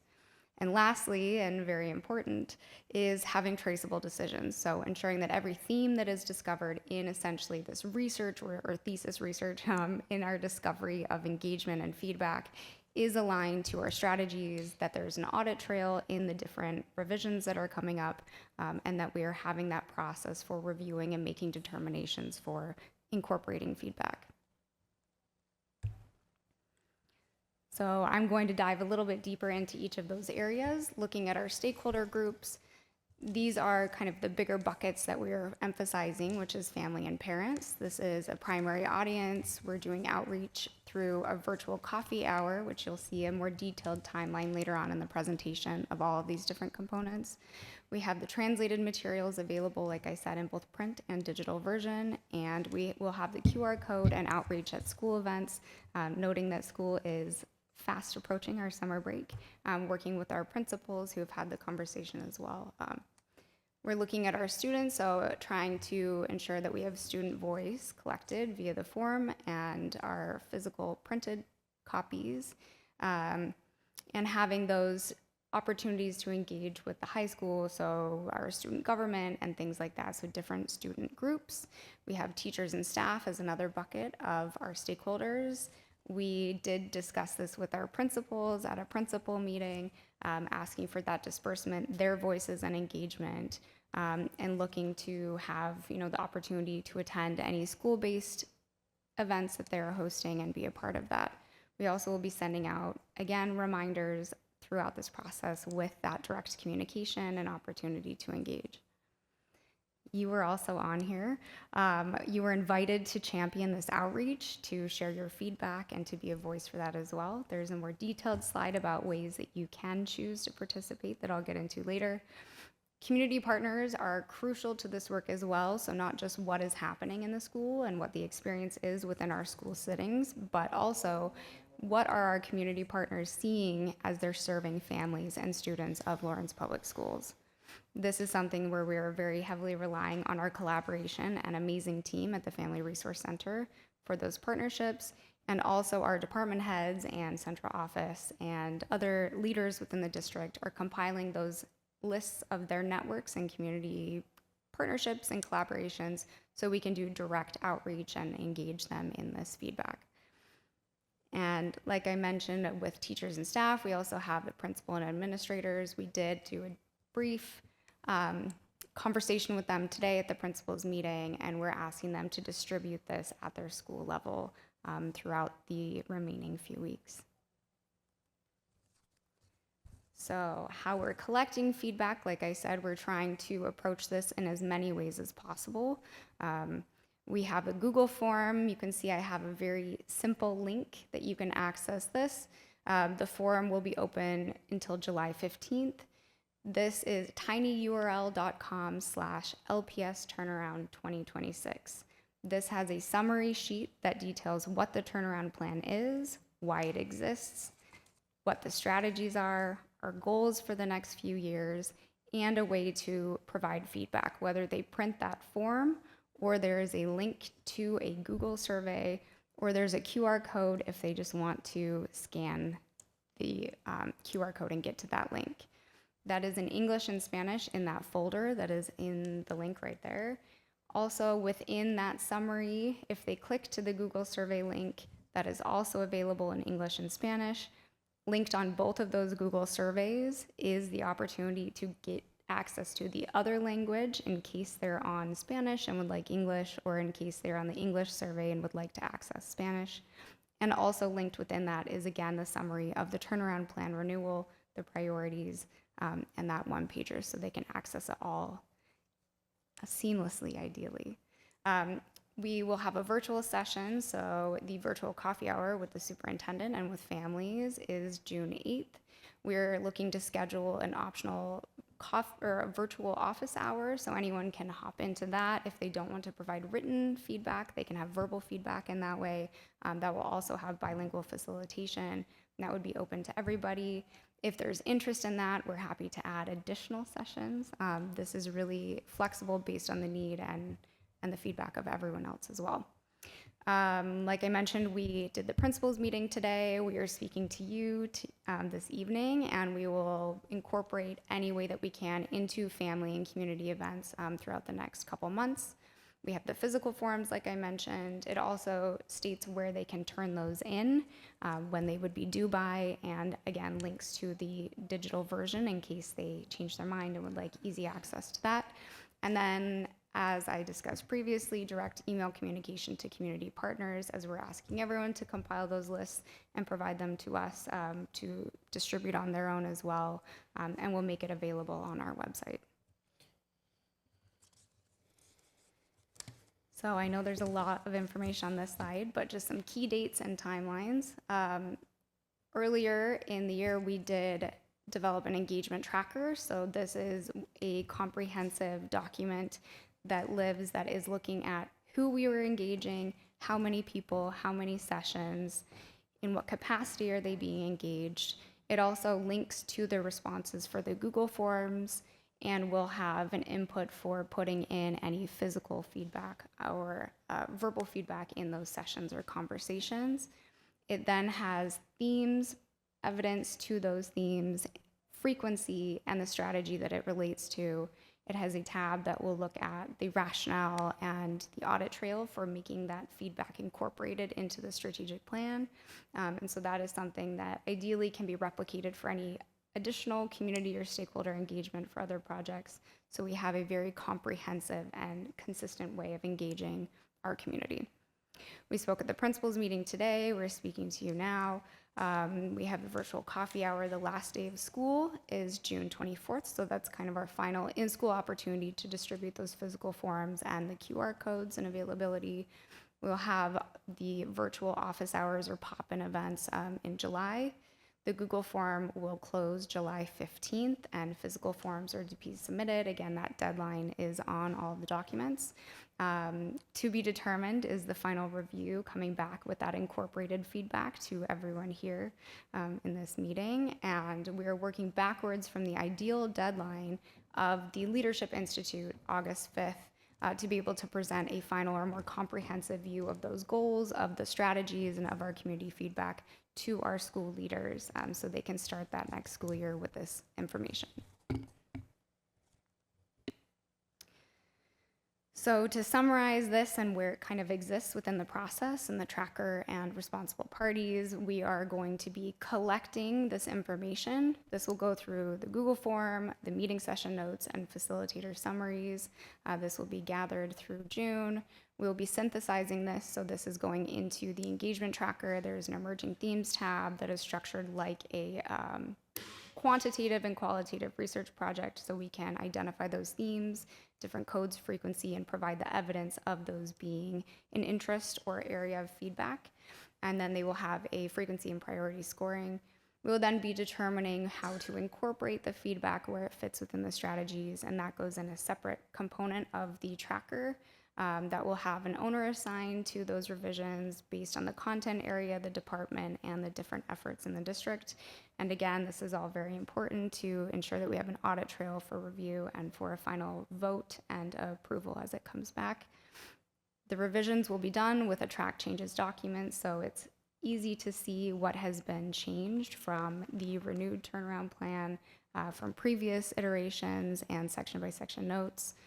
And then lastly, we would be presenting this for approval and for the next step, which is implementation for the next school year. So this is my favorite part. This is a very exciting part, which is how you can play a role in this process. I want to be very clear that this is no formal commitment ask. This is just sharing the spirit of this feedback and this opportunity to engage. But if you are interested in participating, we're asking that you can share these core questions. These are also in the Google form and all the other documentation. You can distribute the form to anyone who you think would be interested in participating, would be important to have their voice, just ensuring that we're being as thorough in our outreach and target audiences as we can. Again, the documents are linked right there.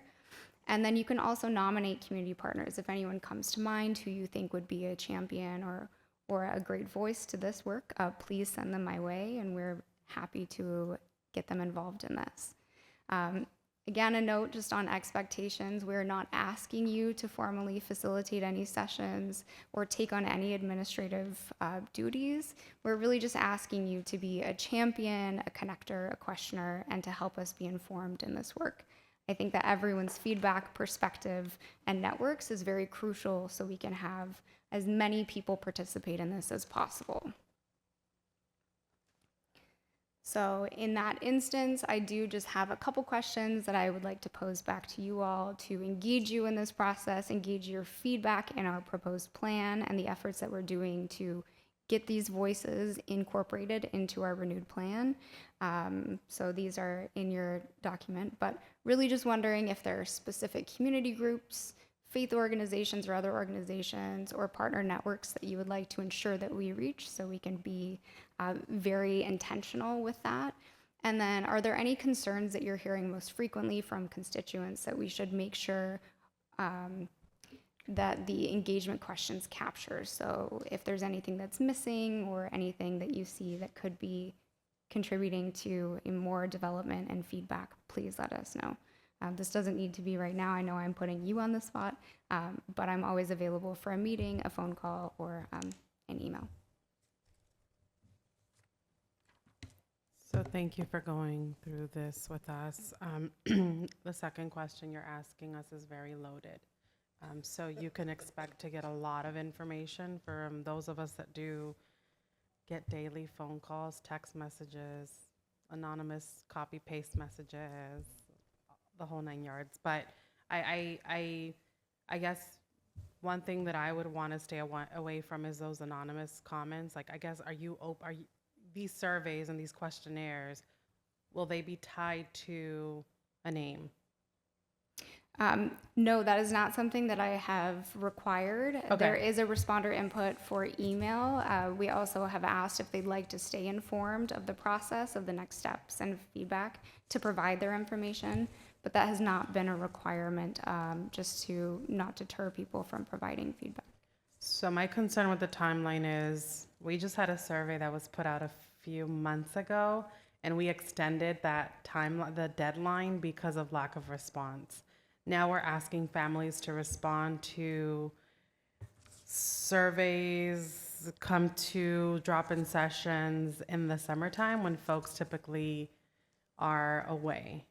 And so are we comfortable with, do we feel that we're actually going to capture the correct pool of community during this time frame? And why is this the time frame? Like, why did we think, I know that this was renewed, but I'm not sure that this is an ideal time frame. Not that I have a say over the time frame, but I just wanted to share like my concerns, just given there's the surveys that have been put out during the school year. We struggle with parent engagement. We have the Tuvos councils, we have the coffee hour, but out of 13,000 students and families that we have within the district, if that were the number of students, or even 25% of that, that's not even what I see during these sessions. So I don't feel like we're capturing the community as a whole. And this body will eventually start to engage with the community over the summer as well. But I also believe these will happen into the fall. And I don't see the fall incorporated in your timeline. That's a great point, and very valid, because as we know, just from a research perspective, that oftentimes surveys are not capturing a full perspective. You often get the very extremes, people who are very happy or people who are very upset, and maybe not the information in between that would be very important to know and inform the work that we're doing. I think that's the intention behind trying to do the survey, informal and formal conversations, community events, in-school communication and things like that, trying to have different ways for that feedback to come back to us. And I think it's also important to note that this timeline is not set in stone. Okay. That this is something that we're coming to everyone to incorporate feedback in this plan as well as feedback in the renewed turnaround plan, because this isn't something that if we don't get enough information or we have it open for a set amount of time and we don't get that feedback, that it ends there. It kind of is determining how we are engaging by the feedback that we're getting on this plan as well. So we can change the deadline based on our engagement. Superintendent. Excuse me. Madam Vice Chair, I think you bring up a very valid point. I want you to know that Dr. Cullen and I reviewed these slides, and one of the topics that we talked about is I was very happy to see that one of our new stakeholder groups in all this process is the school committee. The school committee wasn't involved in any of this because it hadn't exist. But what I think that you folks do bring to the table is because each one of you as elected officials have a network. And not so much of individual friends, but a network of stakeholders that in the form of nonprofit organizations, correct? Neighborhood groups, and obviously parents as constituents. But I think that in your roles as school committee members, as elected officials in the community, you're oftentimes networking and having conversations with groups, with entities. I think that's powerful for us to try to expand that for us. And I'm going to say this very sincere, because I've had conversations with each one of you. I know most of you and what you're about and what have you, but I'm also learning more about you, Madam Vice Chair, and Mr. Guzman. And in that, what I'm saying is that you two folks seem to have more access to having conversations with those folks that are on the other side. And it's easy to complain, Mr. Guzman. And folks like to complain. But when we try to open the tent to bring them into the fold so they can help, and let's come to the table and find if we can find common ground instead of battleground as we develop a lot of these plans. That's where I think that we can be effective in terms of at least neutralizing them. I know entities can be angry, frustrated for past experiences, for what they say that we're not transparent about, but it's easier for you to just sit on the cheap seats and make those accusations or what have you, rather than coming in under the tent and let's say, okay, what is it and what's the strategies that we need to put into place to help get our information regarding what our schools are doing out to the community. Mr. Guzman, you're a graduate of LPS. Night and day from when you were a student to what you saw, what Mr. Anderson presented as what's been going on. Those are things that I know that you folks are going to help us to get out the good work that's been going on at Lawrence Public School. And I think that's something that we need to celebrate as a community. But we also have to plan a bigger party, and that's coming out of receivership. And that's what this process is about. And I think that the more people we have involved that are in the community through organizations, the stronger we're going to be at making sure that we put a strategic plan together that's going to be effective and bring us in that direction. Thank you. Committeeman Zuriel. Can you get closer, because I'm real. Can you hear me now? maybe, It's fine? Okay. there we go. Yep. There we go, all right. So earlier, Headmaster talked about community partners. So in my head, as you were talking, I was thinking like, oh, there's different ways. He talked about the community partners that helped through the process. So that's one way, deputize them and make sure that their groups of kids and families are also reaching out. And the other thing is, radio is dead everywhere else, but in Lawrence, radio is good. Like having someone talk on the radio or one of the podcasts and get the word out to say, hey, can you help with this process and complete the survey and talk about it? So I don't know. Yeah. That's a great idea. Thanks. I really appreciate that. I think this feedback is what we need to know all of the different avenues. I think it's very much a take it for granted to assume that people know how to get involved or have the ability to get involved with timing and resources and accessibility. And so any way that we can get this out is very crucial. So I think that's a great idea. Madam Chair, through you. You're all set? Okay. Committeeman Guzman. Yeah, no, I feel like, thank you for taking the time and thank you for being the whole time here with us. I just want to point out that when we talk about community engagement, I want to make sure that our families and our community are not just observing, but they're actual partners of this work. So ensuring that, seeing that you're looking for feedback on something that you have built.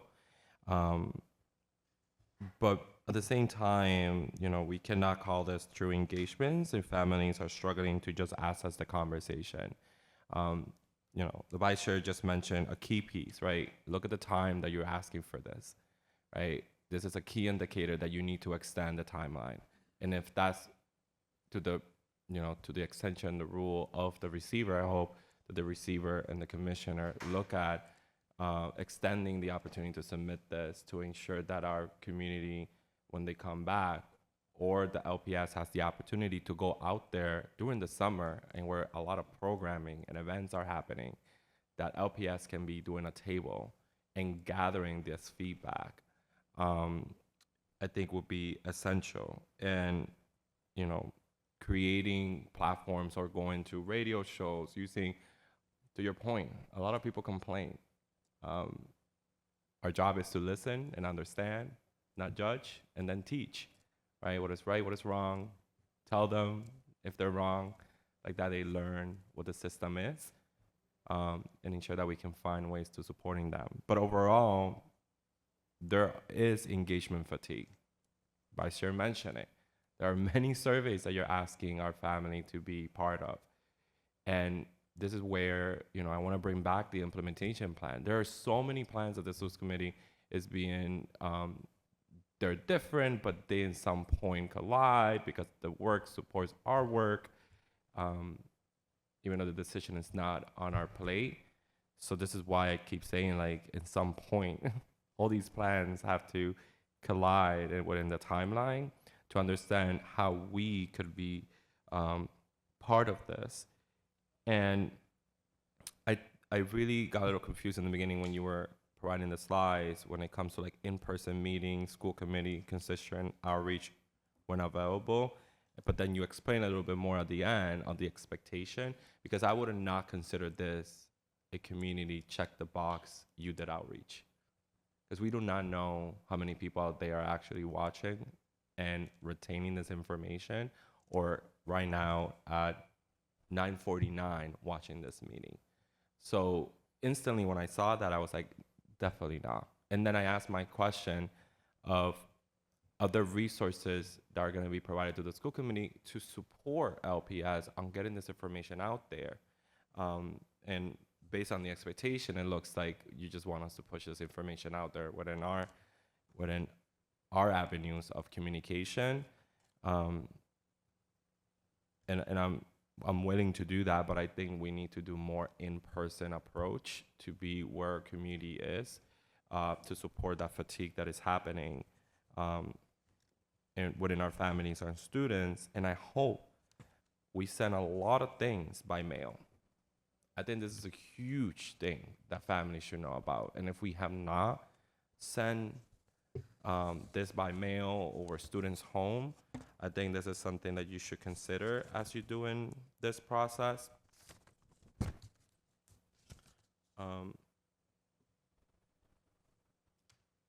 Yeah, I'm a stop there. Thank you. Thank you. I do just want to say these are the types of ideas that are so important to the work because it allows us to be more thorough in our outreach. And I do agree that there is survey and engagement fatigue. I think there's also a disservice to what we're asking people to give, which is their insight, their experiences, and their opinions, if we're not following up with what that means to the district and showing them how that's being incorporated. And so that's very much part of this plan, is to make sure that if they are engaging in this process, that they're seeing the outcome, they're understanding what that means for them.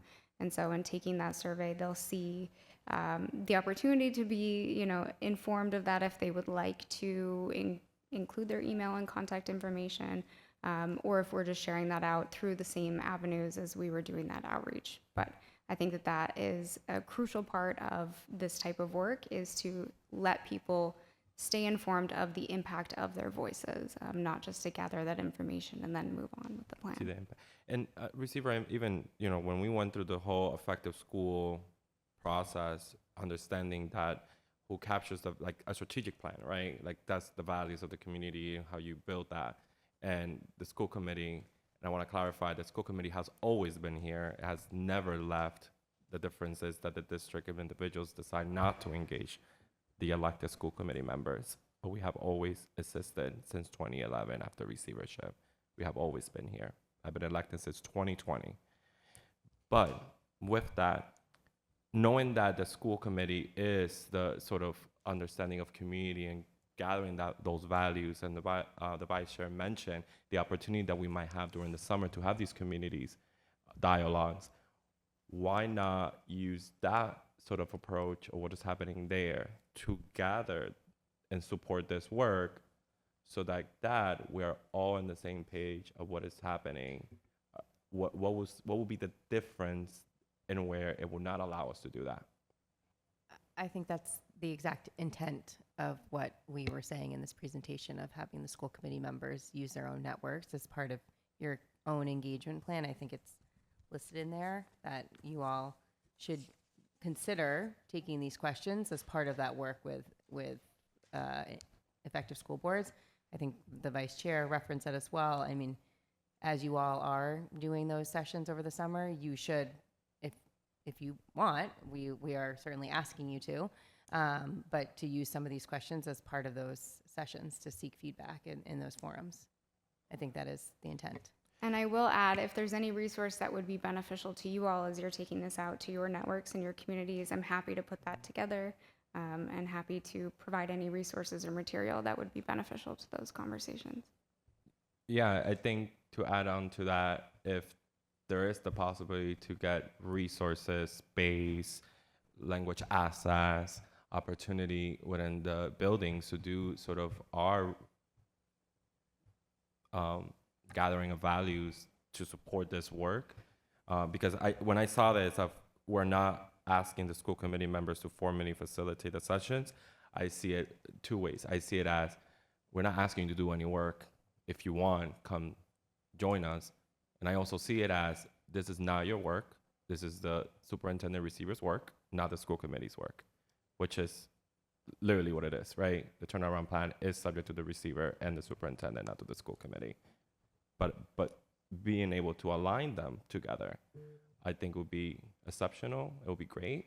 It's just to ensure that we're able to do that, I think, in person if it's possible. And I can clarify, we are not asking you to formally do anything, but we would absolutely welcome it. So we will be going through, we have a workshop July 1st with effective school boards on how to effectively lead a community engagement session. So while you do note that you're not asking us to do this or facilitate, we will be doing this. Like, we will be facilitating. So that, I mean, I guess here's, I think for us, we have to be in the mindset is that we will be doing this work, even though your presentation states otherwise, that you're not asking. We will be doing this work through the summer into the fall, which will help us set goals and guardrails for the superintendent's budget for fiscal year 28. At that same time, I think since we're in this setting and we're doing some of these outreach sessions, we can definitely incorporate your questions. One thing that I will put out there and propose, and interested in the feedback from my colleagues, is I feel like this warrants a committee, like a subcommittee type of conversation, because I have so many, I already have drawing boards and all kinds of things going through my brain, but I do believe that it would be beneficial to break up, divide and conquer, and maybe 3 of us or 2 of us engage with you, and we don't reinvent the wheel, right? We tell you what we're doing, and then you kind of know what component of the entire equation is being addressed, and then we go from there. I mean, even engaging community members, stakeholders, I think there's a whole list here of folks that we want to get to. So I'm looking for, I guess, input from members about creating a subcommittee at this point to engage with Jess on this work. Madam Chair. Committeeman Armano. I think a subcommittee or at least a meeting in a different type of setting would be appropriate. This is a lot of work. It's important work.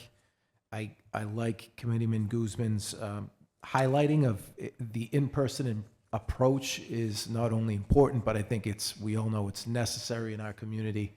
It's the only way that we truly effectively get things done and get a representative opinion of our community. We have to just meet people where they are. I think there's a lot of elements to this plan to meet people where they are. Just looking at some of the stakeholder groups, a lot of it is connected to schools, teachers, school committee, family, parents, students. I think we have to recognize that it's a community, or the community opinion is also very, very important in the sense of our students. Just on this paper, it says organizations working directly with LPS students. I think our city has to view students as we all work with students. Students are a critical part of our community. And whether it's a business leader, a civic leader, a government worker, an elected official, all of that feedback is important to determine what we think as a community our student needs are and what those goals and guardrails should be. So I love the idea of pushing this on a different level from the school committee's perspective. I think the staff here did an incredible job with creating this foundation, and we clearly have to be aligned and kind of do our own work and add to it. And I'm happy that we're having the conversation about how we can align the efforts that we're about to undertake with the efforts that you have already taken. Receiver. Yeah, if I may, I might suggest that the committee actually discuss that during the July 1st training with effective school boards, because I think the district and Dr. Callan were taking the feedback in about the aggressive timeline for this renewal of the turnaround plan. I think we're also trying to balance wanting to be able to have a renewed turnaround plan for the start of the school year. It's always important to have an updated plan as the district is beginning to implement.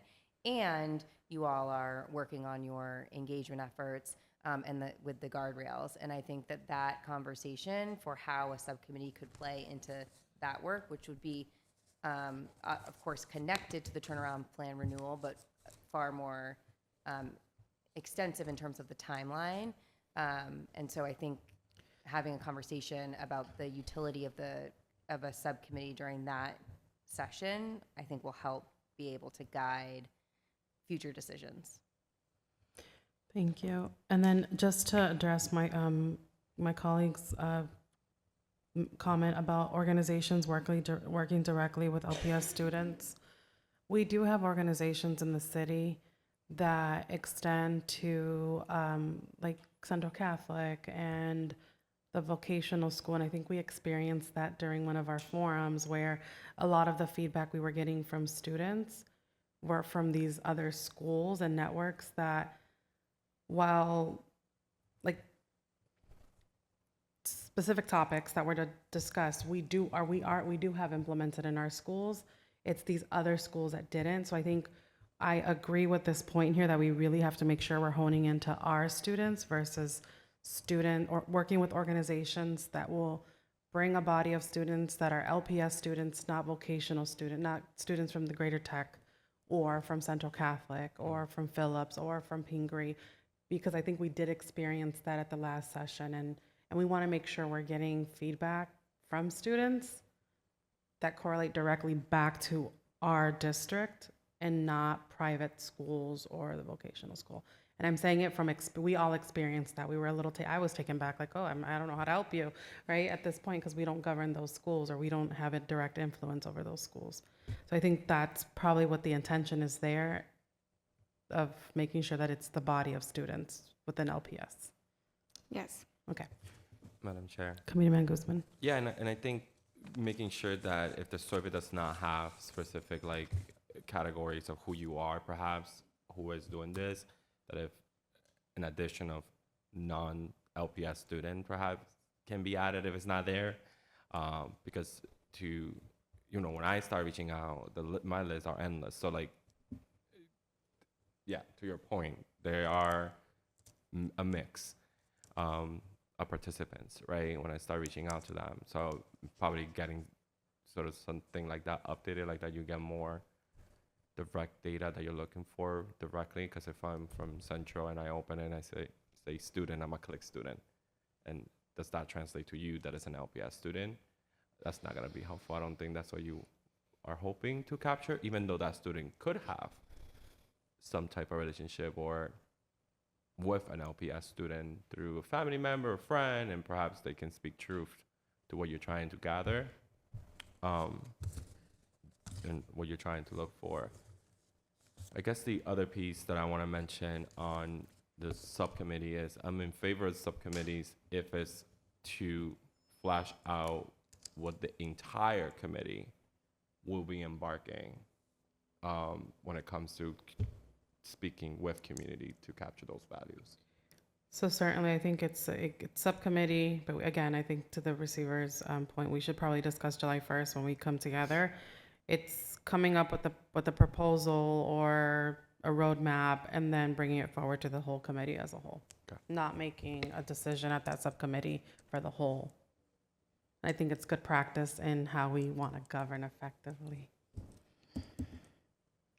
Okay. Any other questions? I have a question about community data. The data that's being collected. Or just a suggestion, I have to give some credit to City Council President Giovanni Rodriguez for this. We spoke some time ago about how valuable it might be to gather data from Lawrence High School alumni. And so I think where we left off on that conversation was that we're not aware of any mechanism besides the Alumni Association, and maybe that's the organization that would be able to best reach out to people. But some of the most meaningful feedback that I've received about the quality of education at Lawrence High School is from people who have graduated from Lawrence High School, people who are now in college or in the workforce, and who, you know, have a lot to say about what they gained and what they wish they would have gained. So I wonder if that has been part of the conversation, including that voice. So to Committeeman Ganell's point, we do have like cleanup to do, right? I think there's just this perception that our school system is just, it's not educating effectively. Our high school is not the best high school, and we've learned today that times have changed. And I'm not saying that the school department isn't doing a good job, but I guess I will say we're probably we're not effective in broadcasting this to the city or to our community that Lawrence High School has this offering, and we're making progress. Dropout rate has decreased. Schools are increasing for, like, I think we have to do more strategic promotion of what's happening within our district. And I to his point, I think because it's not out there, there's the feedback that we're receiving or that we're getting or it's all negative. And there's a lot of positive that we learned today. And I can assure you that 13,000 families are not listening to this meeting right now, especially at this time.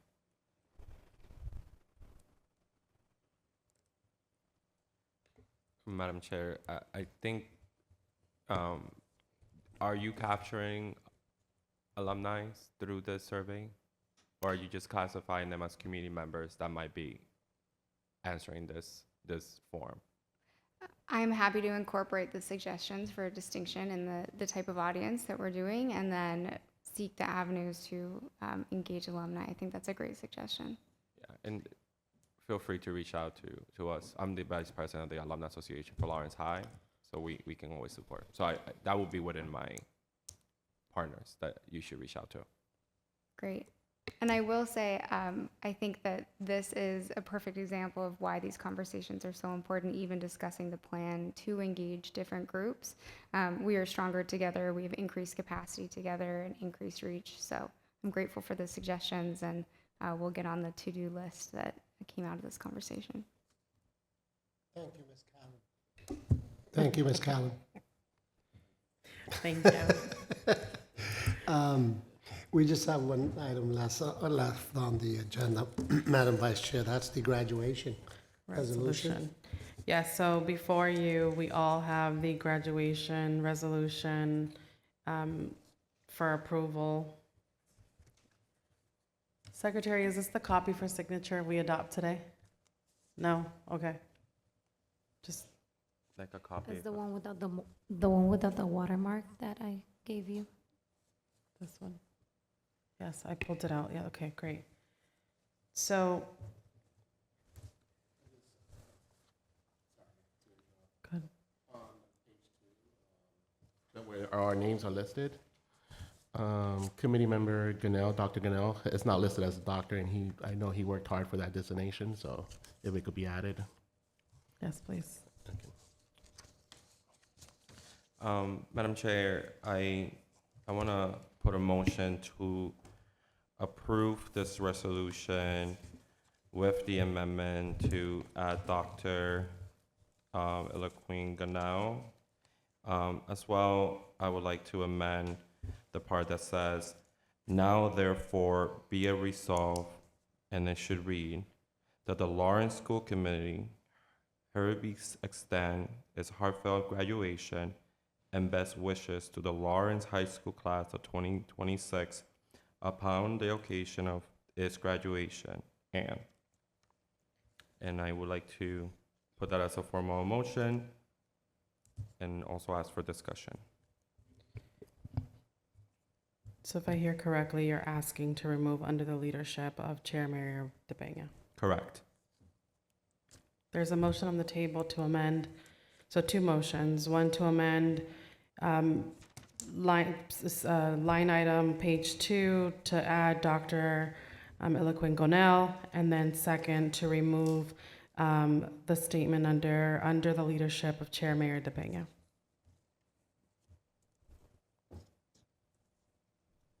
So I make a motion for discussion around the chair language, Mayor DePena. Discussion. Committee member Guzman, can you provide Vice- reasoning? Hold on, Vice Chair. I think we have to resolve the motion about the ED. So there's a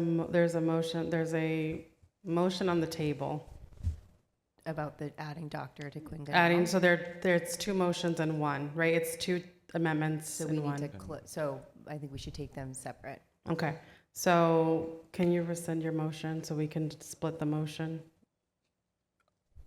There can be a motion on top of the motion, right? So we would add, but we have a motion on the table to amend 2 line items, right? I think we need to rescind, and help me here, to then to put another motion on the table to put them together. Put a motion on top of a motion. I'm assuming you would want them to be separated? Yep. So we need to rescind the current motion on the table. That's your motion. Yeah, I would recommend Committeeman Soriel to offer a motion. The motion is an amendment, but to your point, the amendment has to be within a motion, right? So if we can talk about the first motion and see, and I can provide my discussion, but we would need a second, doesn't mean it will pass. So am I motioning for the edit for Dr. Cannell's Yes. name? Yes. So I motion for the edit to be included, that the doctor designation on committee member Cannell's name. Second. Secretary, can you call the roll? Committee member Gonell, Aye. Yes. committee member Donna Bartolino, Yes. committee member Jesus Uriel, Yes. committee member Michael Armano, Yes. clerk Jonathan Guzman, Yes. chair Jessica Ramirez, Yes. vice chair. Chair Mayor Brian DePena, noted as absent. Motion carries.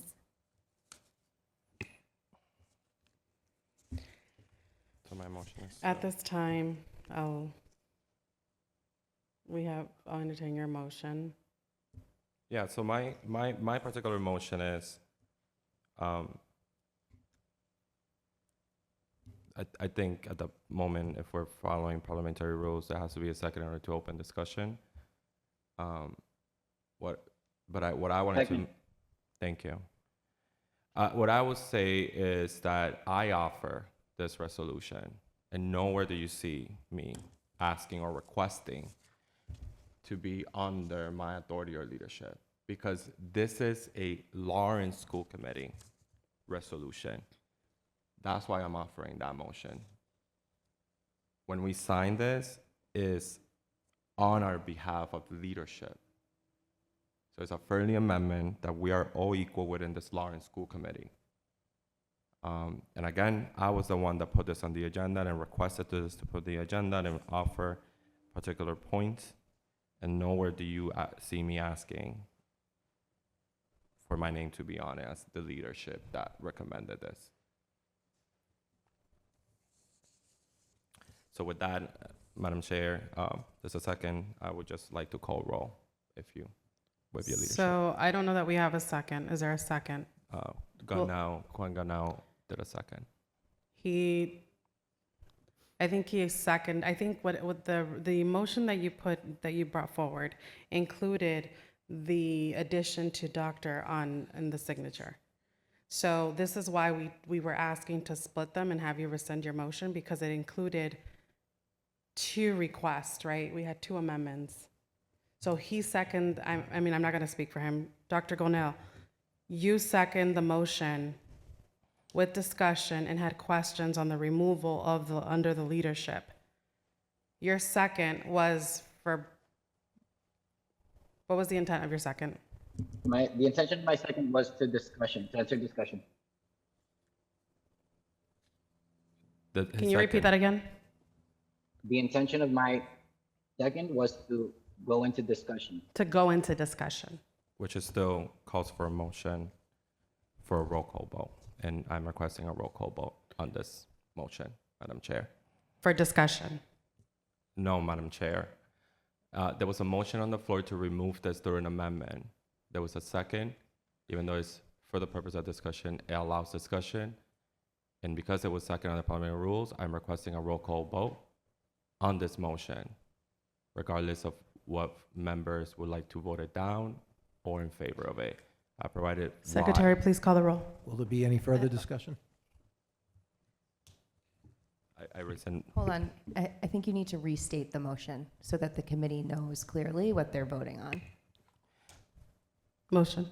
State the motion. So my motion was to edit where it says, none therefore be it resolved, and it should read, that the Lawrence School Committee, and then jump to, hereby extend its heartfelt congratulations and best wishes to the Lawrence High School class of 2026 upon the occasion of its graduation.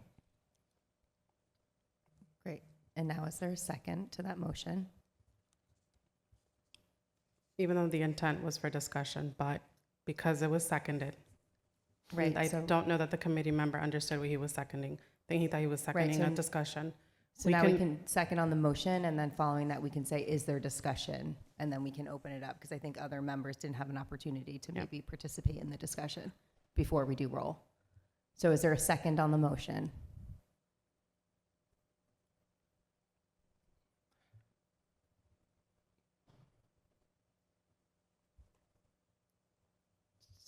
So I think hearing no second on the motion, there's no vote. There was a second on the call, which I call roll call, which is a power given to me to parliamentary rules to request the chair to do roll call, regardless of what the intent was. I just want to ask a question. I believe Quinn seconded that motion, which means we're discussing it, and then he would have the right to call for a roll call, correct? That's my understanding of rubber rules. So discussion. Is there anyone that wants to speak? I have an additional comment. I'm just curious, I know the mayor is not here, but it's not unusual to have the mayor added to different types of documents. And I don't know if anybody has the answer, but was the mayor's, well, first, who added this to it? Committeeman Guzman, I think, said that he had suggested a resolution, and then this was added later. I don't know if I'm assuming that, but maybe that could be clarified. And that second part of this question is the mayor intending to join the resolution, and is it poorly crafted because it says under the leadership of chair, but really the mayor wanted to join the resolution as being the mayor? Just if anybody has any comments on that, I would appreciate it. So your question is, who drafted the resolution? Yeah, I guess who drafted and what was the intention? I guess to make a comment, I don't think it's unusual for the mayor to join different documents in the city world, in the municipal world, but I don't know what the intent of this resolution was. Was he going to join us as mayor, or was this just something to point out that the mayor, in fact, is the chair? So who drafted the resolution? I think it was Emery. Okay.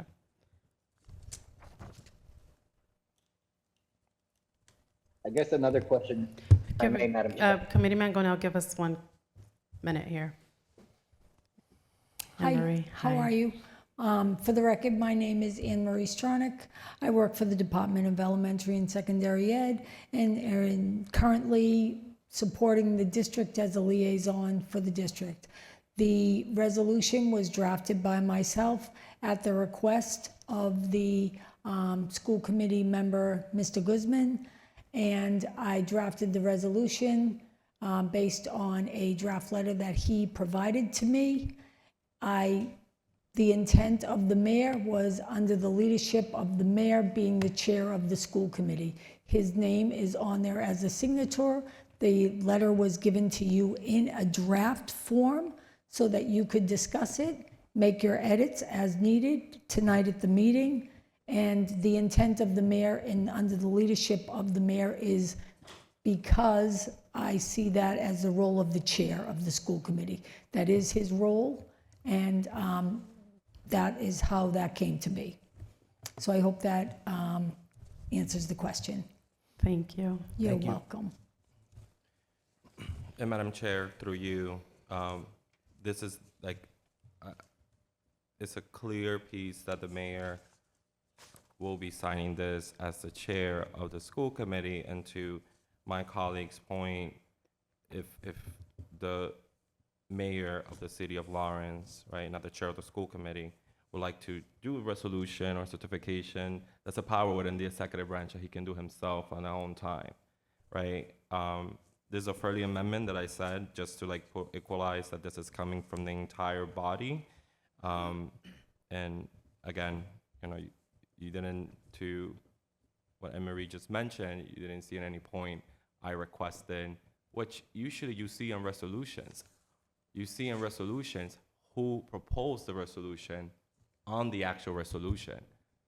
And you don't see me here asking for that, right? Because I believe that this is an equal document for everybody here that is hurting their power, right, and their leadership. And that was why I provided that amendment that I don't see as a big deal, but which is why I'm providing it through a motion. Can I just add one more thing? Go ahead. Just, I'm not sure how we'll vote on this. Knowing that it just came as a draft, that makes me feel a little bit better, but just like we changed Dr. Quinn Gannell's name on the back here, I see it says Brian DePena, chair. I think maybe if we added Mayor Brian A. DePena, like he uses on his documentations, just to formally acknowledge that he is the mayor in the back.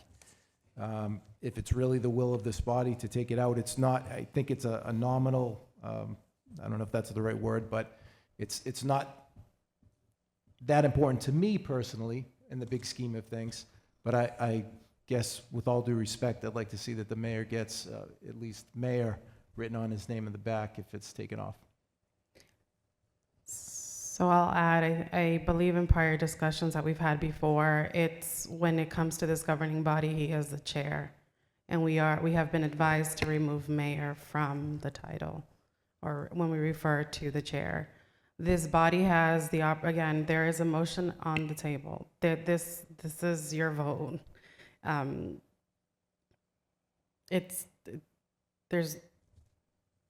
We can call the roll. I mean, this is a language that was brought before us, and we have a motion on the table to remove that language. I would like to.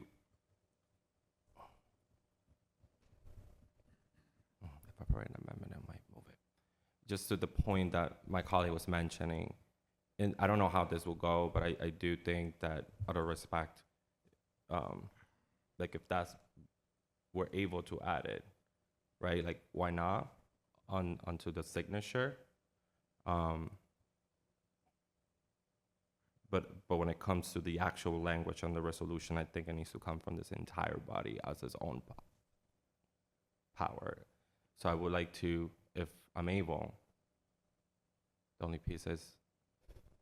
So I would suggest we split. I know where you're going. We do two different motions. Yeah. So let's vote on the one we have before us, and then we'll entertain another motion. Secretary, can you please call the roll? The motion is to remove the language that says, under the leadership of Chair Mayor De Peña.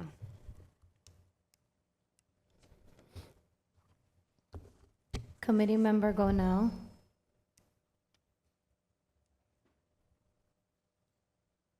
Abstain? Committee Member Donna Bartolino, No. Committee Member Jesus Uriel, No. Committee Member Michael Armano, No. Clerk Jonathan Guzman, Yes. Vice Chair Jessica Ramirez, No. Chair Brian De Peña, noted as absent, motion does not carry. At this point, I'll entertain a motion to any other amendments. I motion to approve the resolution and remove mayor from the body resolution. Is that what they, and add Add it to the mayor on the signature, back? yeah. Okay.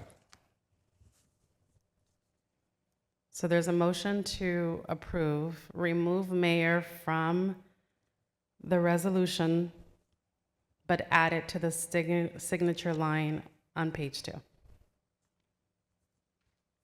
Is there a second? Second. There's a second. Secretary, please call the roll. Committee Member Gonell, Yes. Committee Member Donna Bartolino, No. Committee Member Jesus Uriel, No. Committee Member Michael Armano, No.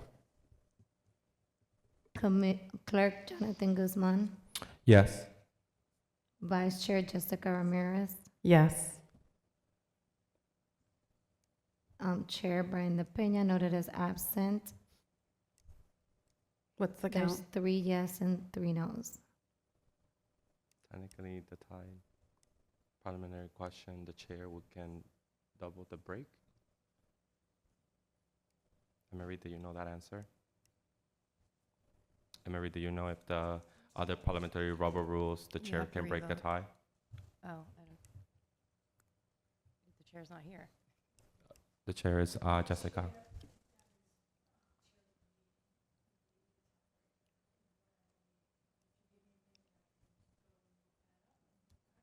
I guess let's move on. Let's just adopt it. Let's just adopt it. What was the question? The question is if the chair can break the tie, the chair being me. The chair votes as part of the board. But the chair's absent. We're referring to this chair. Yeah. Not this one. No. This vice chair, the vice chairperson at the board. Right, but we have to break. Chair, There's I motion two, to there's approve four. the resolution. There's a motion to approve the resolution. Is there a second? Second. Second. Discussion? Discussion.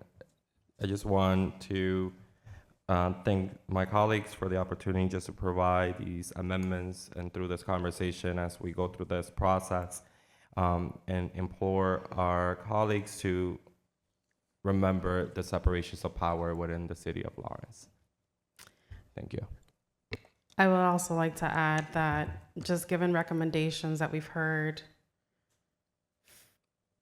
in the past from those so the attorney, when we're looking at this resolution, this is a resolution coming from the Lawrence School Committee under the leadership of the chair, De Peña. And when he's the chair of this Lawrence School Committee, he is the chair of the Lawrence School Committee, not the mayor. So his role at that time is the chair of the Lawrence School Committee. So it was recommended that we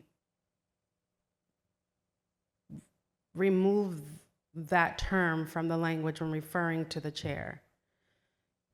And that's why I supported the addition of Mayor Chair De Peña on the signature page, removing it from the resolution because the resolution is coming from the Lawrence School Committee where he is the chair.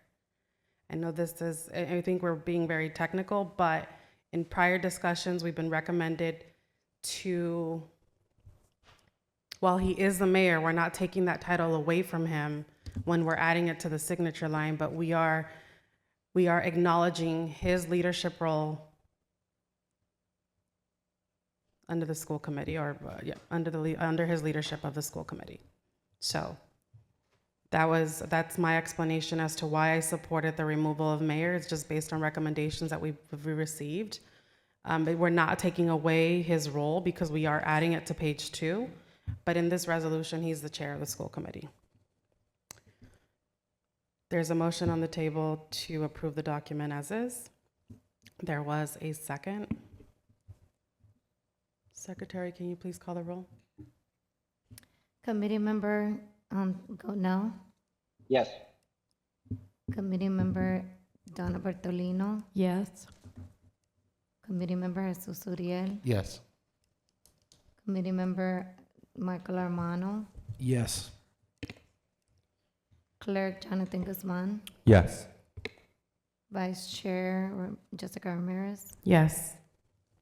chair Brian De Peña, noted as absent, motion carries. I would entertain a motion to adjourn. Motion to adjourn with discussion. Discussion. Second. There's a second. Second. Second.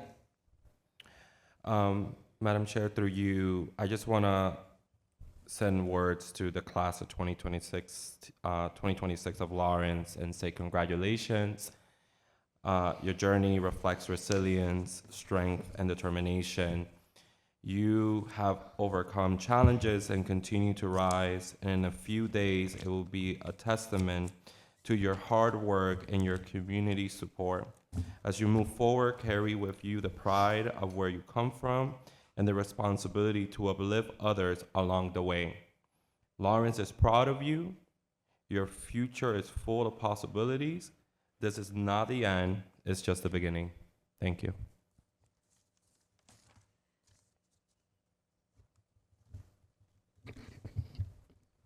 Any further comment? So July 1st, we do have our workshop. Please, I ask my colleagues to ensure that we are monitoring email so that we can get the latest and greatest information from those that are supporting this body in capacity building. Secretary, can you call the roll, please? Committee member Godnell. Committee I'm sorry, can you member, repeat them? The motion's to adjourn. Yes. committee member Donna Bertolino, Yes. committee member Jesus Uriel, Yes. committee member Michael Armano, Yes. clerk Jonathan Guzman, Yes. vice chair Jessica Ramirez, Yes. Chair Brian De Peña, noted as absent, meeting adjourned. Thank you, everyone.